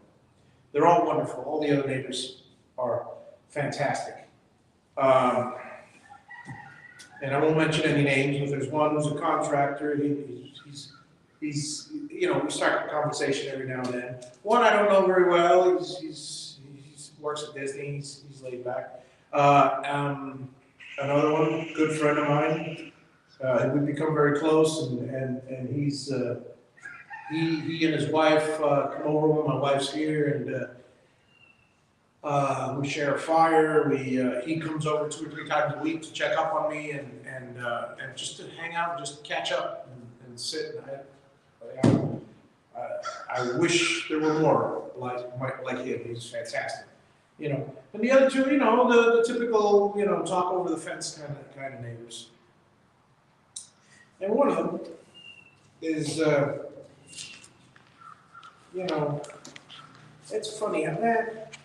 You can't say anything nice. Don't say anything. So, as far as noise is concerned, there's just one neighbor who I would wish their habits change, but we're all free to be who we are. So nothing I can do there.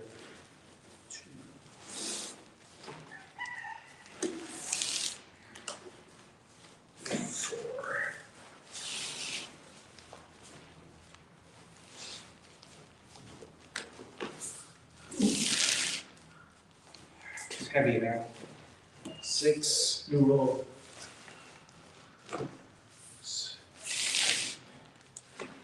8.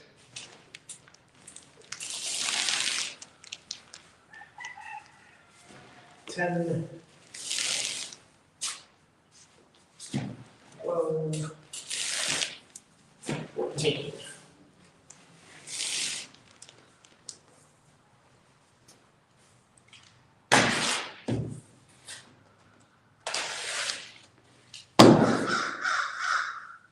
So I've got enough left over of the peeling stick that when I do the breezeway, it's going to be all peeling stick. I mean, it's going to be I'm going to put layers of this on top of it just to keep it, just for an extra layer of protection. But it's all going to be the rubberoid, the peeling stick. It's good stuff. Let's see here. No new comments. So yeah.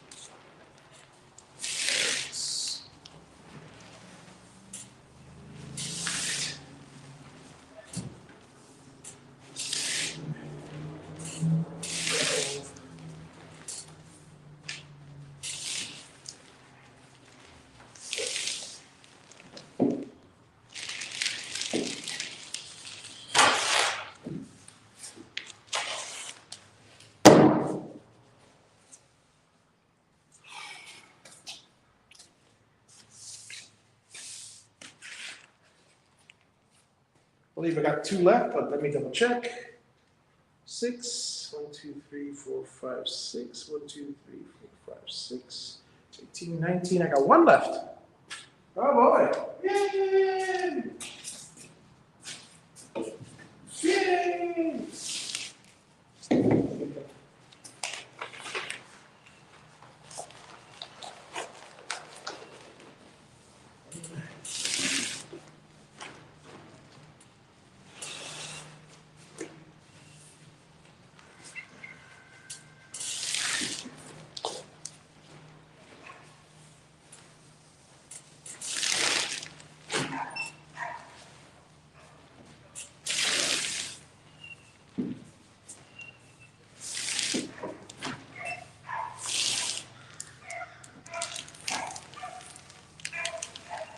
There go the dogs again.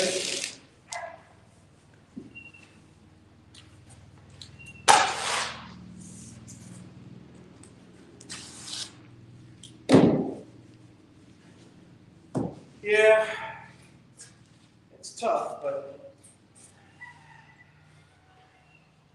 the only way you're going to find some place where it's truly peaceful and you get along with everybody is really if you buy a couple hundred acres where you're so far away from your neighbor that you don't hear him, and far away from civilization. But again, we're talking about balance. Now, if something happens to you, you don't have anybody to depend upon. I mean, obviously, if you have your family there, what happens if your family's at work? Or, what happens when your family moves on and you gotta, and you're only there with one person or that person passes away? Bottom line is, everything is balanced. There's people in the city, it's so jam-packed that if you fall, there's a million people around to help you. The balance is, this is going to sound mean, but the balance is, depending on the city, 9 out of 10 people will not help you. I like to believe in the good in front of people. I mean, like, where we were living, the first 15 years in that location were fantastic. I knew all my neighbors. We were all good friends. Hurricane comes by and everybody goes outside to help and stuff. And you really truly see the good in humanity when a disaster strikes. But at the same time, people grow up, people move on, people, when you're young, you have all this energy, you want to share with other people. When you're older, you want to keep to yourself. You want to sit, you want to enjoy a squirrel in your backyard. Right now there's a squirrel in my backyard. About 50 feet away from me. Just looking for nuts. I really enjoy that. I'm enjoying building this. I would prefer cooler weather, but I'll tell you,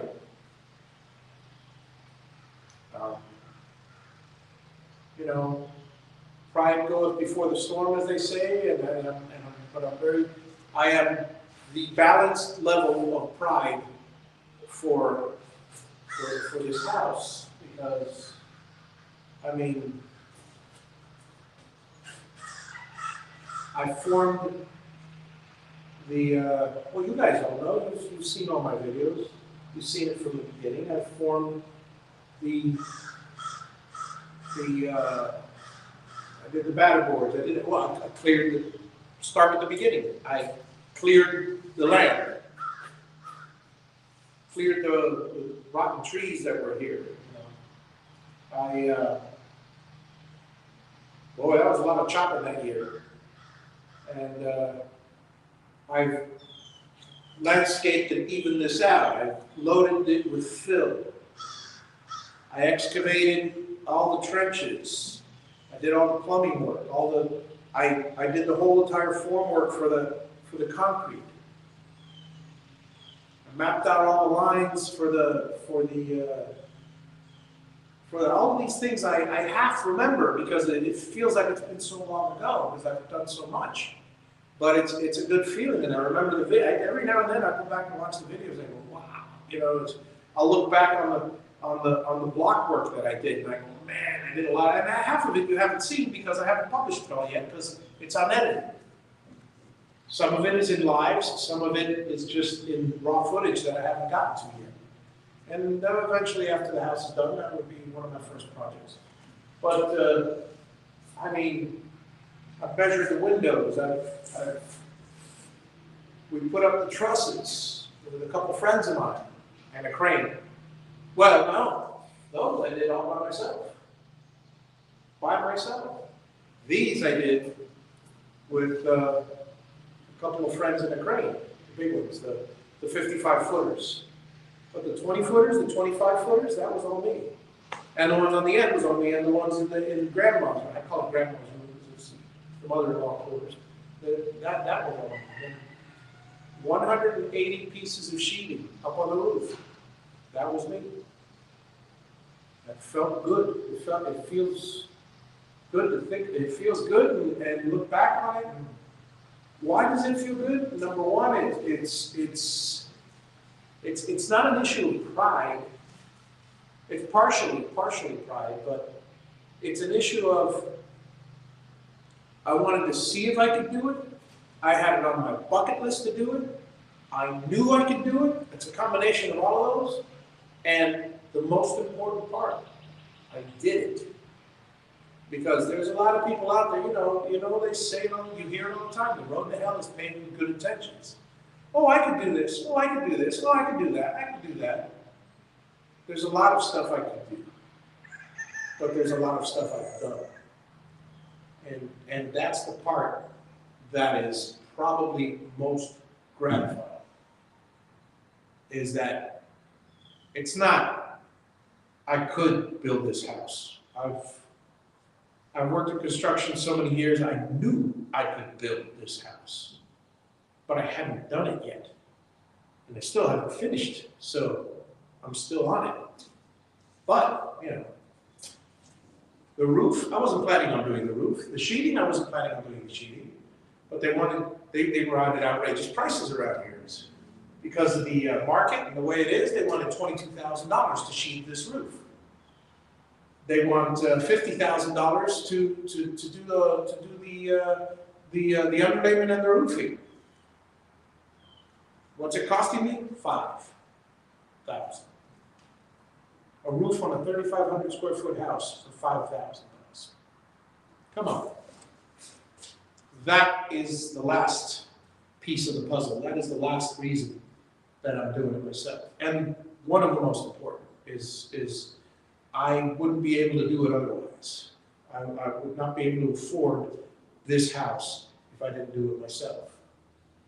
And it's not like, I mean, you see a lot of places that, excuse me for a second, I see a caterpillar crawling up a hose that I am about to knock it off.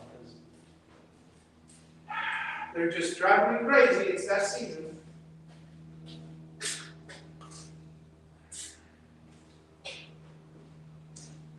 I don't need them making,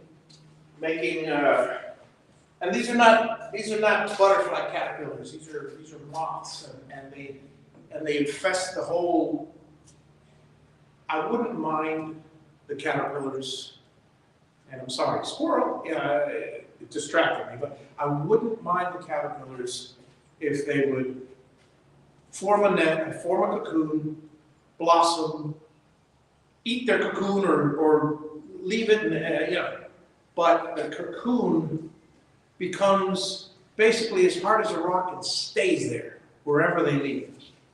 So now I got to clean off, and we're talking hundreds of cocoons everywhere. So rather than going through that, I have my little sock gun and I knock off the caterpillars. And yes, I am guilty of using pesticides and natural ingredients to reduce the caterpillar population around here, because I'm sorry, it's just, or at the very least, deter it back into the trees. And it's gotten considerably less. That's good. But anyway, back to the building. I'm really happy I've done so far this much, and I'm really looking forward to the rest. I've had a lot of fun on this journey.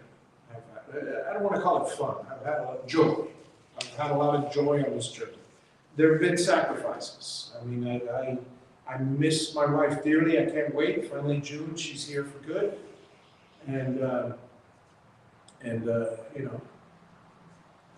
but it's been. I mean, thank goodness. There's another balance. There's another plus to technology. The minus is people don't see face to face anymore. Everything's either by text, which I find ridiculous. But then again, we had phone calls when we were young, and our elders complained about that. Why don't you go see them face to face? Well, sure enough, face-to-face is always best. But when it comes to, I'm 5 hours, 6 hours away from my wife, and all of a sudden I get to enjoy her company and that of my kids daily because I can talk to them as if they were there and see them. That's a plus. That's a plus. And there the cackling begins. Well, folks, I think I'm going to leave you before the cackling continues. The neighbors, most of the neighbors, call her crazy chicken lady. And not because she has 60 chickens. There's a lot of people who have chicken coops. It's because of the noise she makes in rounding up the chickens and stuff like that. She's always, there's a certain cackle that every single one of the neighbors is tolerantly annoyed by. If you had somebody that had a great voice, a couple of actors on TV come to mind, and you had to hear it all the time next door. This is not the case, but I'm saying if that were the situation, there's nothing you can do about it. I mean, other than move, and not move for that. No one's going to move. So again, everything's about balance. You want the good and the peacefulness. You got to contend with a little bit of annoyances here and there. And in the city, it's a little different. In the city, you don't bother going outside at all because you don't want to face your neighbors. You don't want to meet. I don't know what reason it is. Maybe your yard's too small. You don't get any enjoyment out of it. Here, I can sit and enjoy the view. And once the windows are up, I won't have to hear the noise anymore. So, but there's the other issue. This place is so open and widespread, there's always a chainsaw going, because there's a lot of trees around here. There's always a chainsaw in the distance, or a mower. We're talking 5-acre properties around here. So there's always somebody mowing. I hear one now. And I've got my own. I've got my own chainsaw, I've got my own mower. You can't complain about those things breaking your peace, because frankly, that's, unless, again, you live in 100 acres where you leave most of it alone and just maintain your little area. You think the next door neighbor's weed eater once a week is bad. Well, actually, that's worse than this. This is off in the distance and it's very quiet. But anyways, folks, let me read the last of the comments and bid you all adieu.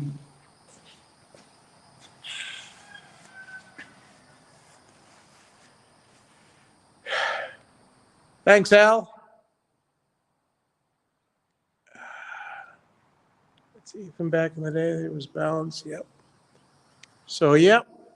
Thank you all for watching. Thank you all for coming by. I will, now that I've got my work ready for tomorrow, I probably won't do a live. I will record it, and I'll put a time lapse up, hopefully maybe by the end of the day. I don't know. I've got another project, another little contraption surprise. I mentioned it a little earlier, but for those of you who didn't catch it earlier, I'm going to attach my nail gun, my cap nailer, to a pole. So tomorrow, after I do this is the plan. After I do that, if I'm not too exhausted by that side, because that side, the sun glares on and reflecting off the roof, the white roof of the warehouse makes it even worse. But after I do that side, there's a few small sides I have to do, but before I do that, I want to make sure the whole thing is secured. So right now it's nailed at every 4 feet. I'm going to nail it at every 1 foot, which is how it's supposed to be. So so wind doesn't blow it off or anything. And so because I'm going back and forth here also. I don't want a surprise storm or a surprise heavy wind to rip off my hard work. So I'm attaching to a pole, I'm attaching the, this thing, well, I'm gonna rig a little thing, and I'll show it to you in my next video, where I don't have to bend down every time I have to do a cap nail and just do it from the top, back. So we'll see how that works out, and if it works out. But good night, all. Thank you all for dropping in, and have a wonderful. Hey, Matt, good to see you.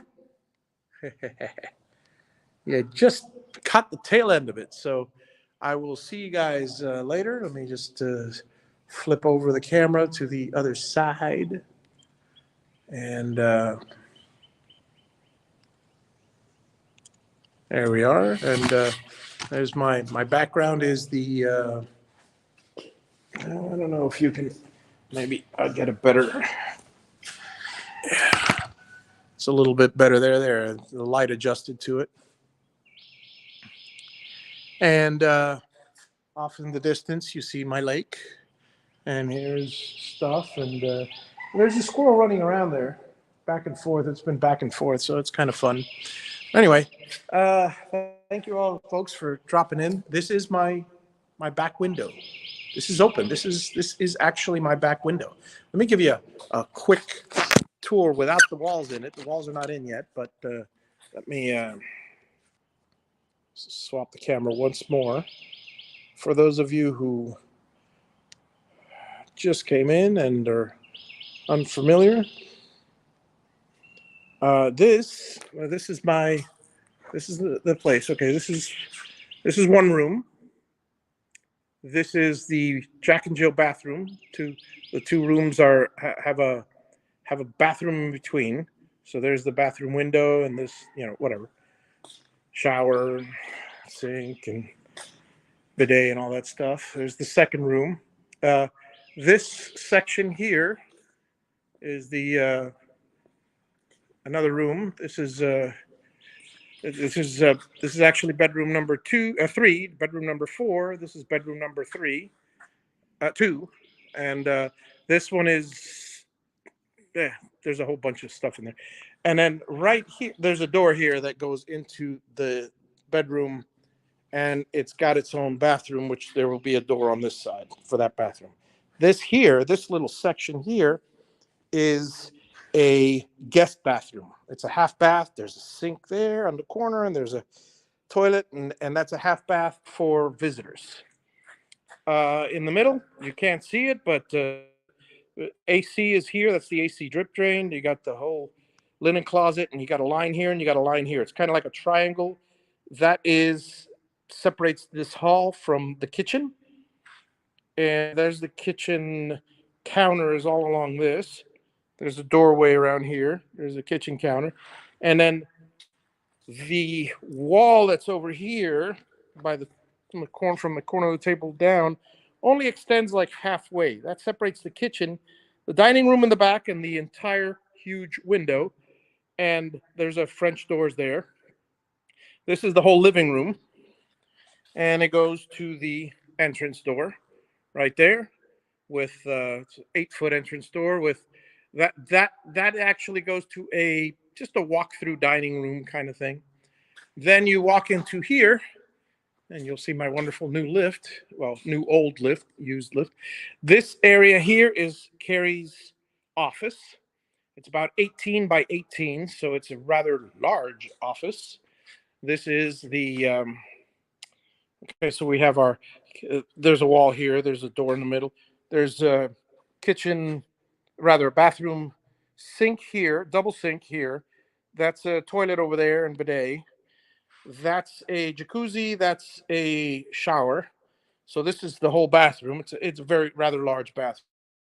Okay, now here you have my closet. Nope, sorry, that's Carrie's closet, which is nice and big. My closet is a little smaller, and you end up here. You continue through the middle, and this whole entire thing is our bedroom with a fantastic and beautiful view of the lake and the whole backyard back there. Sans shed. I'll be getting rid of that, obviously. There's our door to the outside. I mean, to the thing, and our TV will probably go up here somewhere. Our bed will probably go up here. That kind of stuff.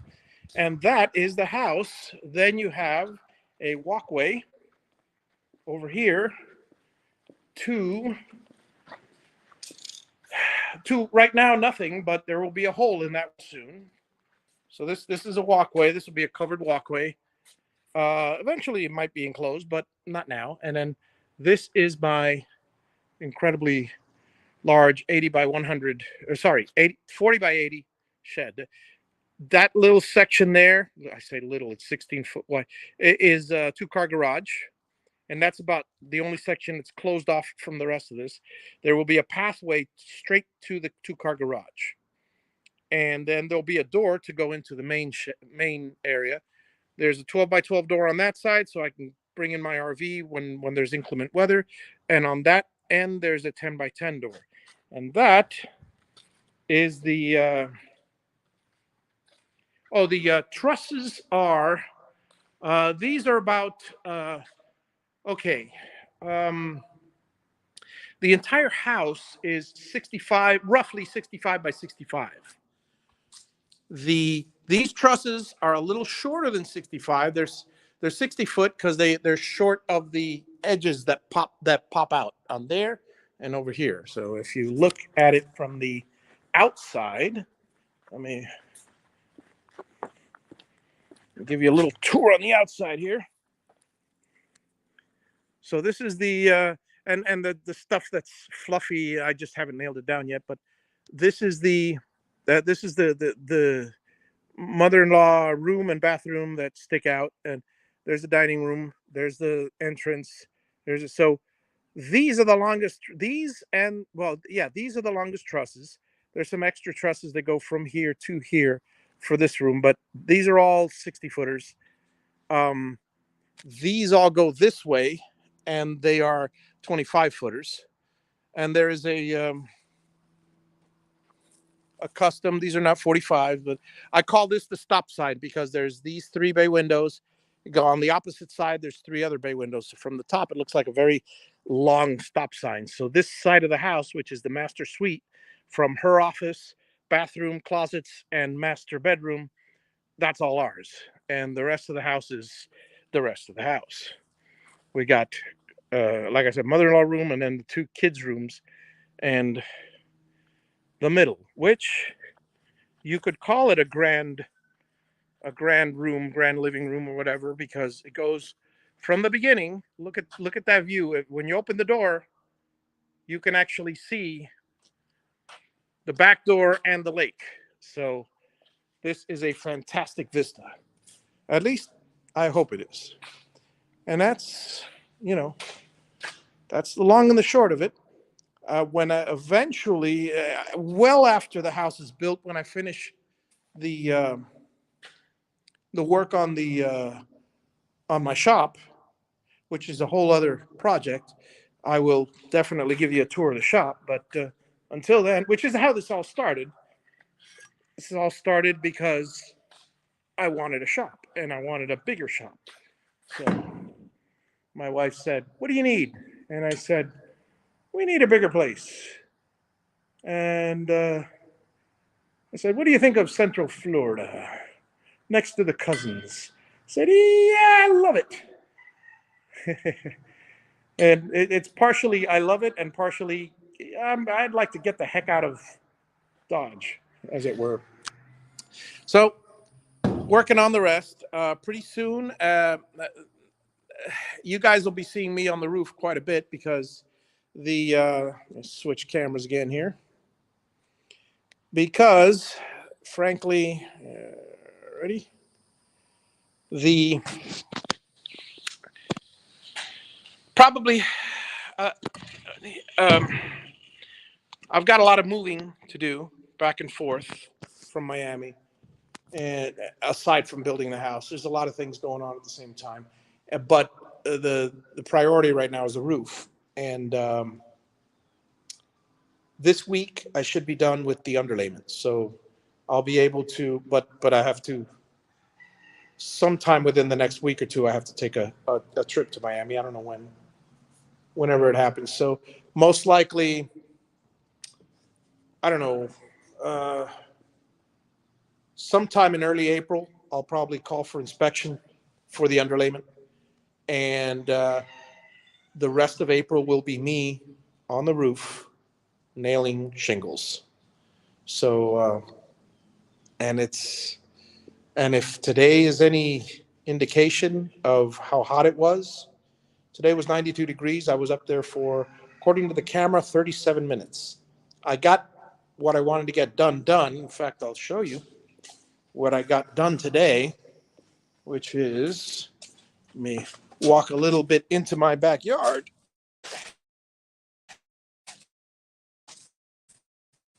And you guys will get a view of both the backyard and the back of the house. So this is the back of the house. So there's the porch. There's the warehouse. There's the porch at the back of the house. So that section I got done today. And it's only temporarily, as you see the hose is still up. It's only temporarily. It's only every 4 feet. I got to nail it every foot, but I'm going to do that in a standing up position. I had to bend down a lot and lay. It's the bending down and the heat that's killing me. Now is a beautiful time to work. But now the mosquitoes come out. Anyway, well, they don't really, there's not that many mosquitoes. Oh, by the way, there's my backyard. So I just got to finish it. This was probably 20% of the roof in area. So I got a lot done today. Tomorrow's another 15 to 20%. If I get it all done tomorrow, then all I have is maybe in area, it's about 15%. In work, it's about 25%. Because it's all the little sections. But I could probably finish that Monday, Wednesday, whatever. Again, I got another. I pray I finish by the end of April the roof. I'm not a crew of 5 guys working for a week. I'm a crew of 1 guy working for 3 weeks. So we'll see how much I can get done. And there is an inspection in between because I got to start the roof, inspect, then finish the roof, and then inspect.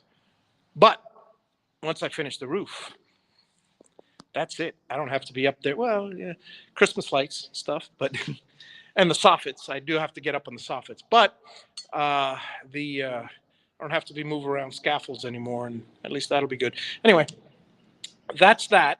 We'll see what I can do and how fast I can do it. As soon as the bottom edge, the bottom 4 feet of the roof is on, that's 1,200 square feet of the house. That's a third of the square footage of the house. So I didn't even realize it until I think about it. When I think about it, yeah, it's 300 lineal feet. It's times 4 feet. That is 12,000. That's a fourth or a third to a fourth of the square footage, because you got to take off for the corners and stuff. A third to a fourth of the square footage of the house. From the scaffolding, I got to do it because I'm not going to do it from the top. I mean, the roofers, hey, they don't mind leaning over the edge and stuff. I'm 57, I'm overweight. There is no way, and I'm out of shape. There's no way I'm going to be leaning on the edge, putting on, or going up and down ladders like I've been doing for the rest of this stuff. So there's that. Okay, now you know the long and the short of it, and yeah, and that's the problem, Al. The problem is, I mean, I'm out here. I don't want to say in the middle of nowhere, but my cousin has a job. My brother, he's got a bad shoulder and he's out of commission and he's at home. Um, Anybody else charges an arm and a leg, and I'm not sure if they're going to do it right because I don't know how much experience they have. If I get a real roofer, well, I told you they want to charge me forty to $50,000 just to shingle the roof. 40 grand. Sorry. I mean, I know. Yeah, that's the going rate. And that's what they're charging out here because they're very low on labor. The shingles are expensive. 5 grand. That's what I'm paying. 5 grand for the materials. And I'm doing it myself. So, you know, I don't have 40 grand to throw on that. I don't. I'd end up not finishing the house at that rate. So that's it. And after the roof is done, then I'm going to have fun because I'm going to be down here. Yeah, it'll be hotter, but I'm in the shade like I am now. It's nice and cool, relatively cool. I'm sweating, but it's nice. and I will be building walls. I will be putting electric up. I will be putting up ductwork. I will be putting in the AC. I'll be putting in all the plumbing. This is the fun part for me. This is the enjoying part. Especially, it's a lot faster. It goes up a lot faster. There's parts that are faster, and then comes all the drywall. That part's fun. Why? Because I have the tools. I have the drywall lift. I have the other lift that I can wheel around. I have the screw guns. I have it's all work, but it's the kind of work. Right now, I'm kind of enjoying the underlayment. I enjoying it more than I thought I would because it's quick. It's very lightweight. That underlayment is extremely light. I mean, I could pick up a whole roll that'll do 1,000 square feet and and throw it on the roof if I wanted to. But I like to cut it up in pieces, and that way it's a lot more efficient. Um, but nailing it, except for the wind that gets annoying when it blows it away. I mean, I'm trying to just roll it and let it roll, and then just nail it on one side, nail it on the other. But no, as soon as I roll it, the wind picks it up. So I gotta walk on it while I'm rolling it. And it's hey, you deal with it. The shingles, unfortunately, it's all going to be probably on my butt up there, sitting down doing the shingles, or on knee pads, doing shingles bent over. So it's going to be slow going it's going to be backbreaking work. But I have to do this up close. You know, the probably the easiest part and the hardest is the edge, because the easiest part, because I'm going to be standing on scaffolding, so it's not going to be like it's not like I'm going to be bending down. I'm going to be leaning over. It's basically like this table. This is how far the roof will be right here, and I'll be leaning over on this thing, and that's the ideal situation. The hard part is I got to keep moving the scaffold every 10 feet. That means I got to move it 33 times, you know, to get all around the house, and probably more. Well, that's it. I'm going to enjoy the rest of my evening. You guys enjoy the rest of yours, and you have a wonderful, wonderful day. Thank you all for dropping in, and enjoy your sunsets, enjoy your peace and quiet, and enjoy your friends and family. That's what we live for. Night.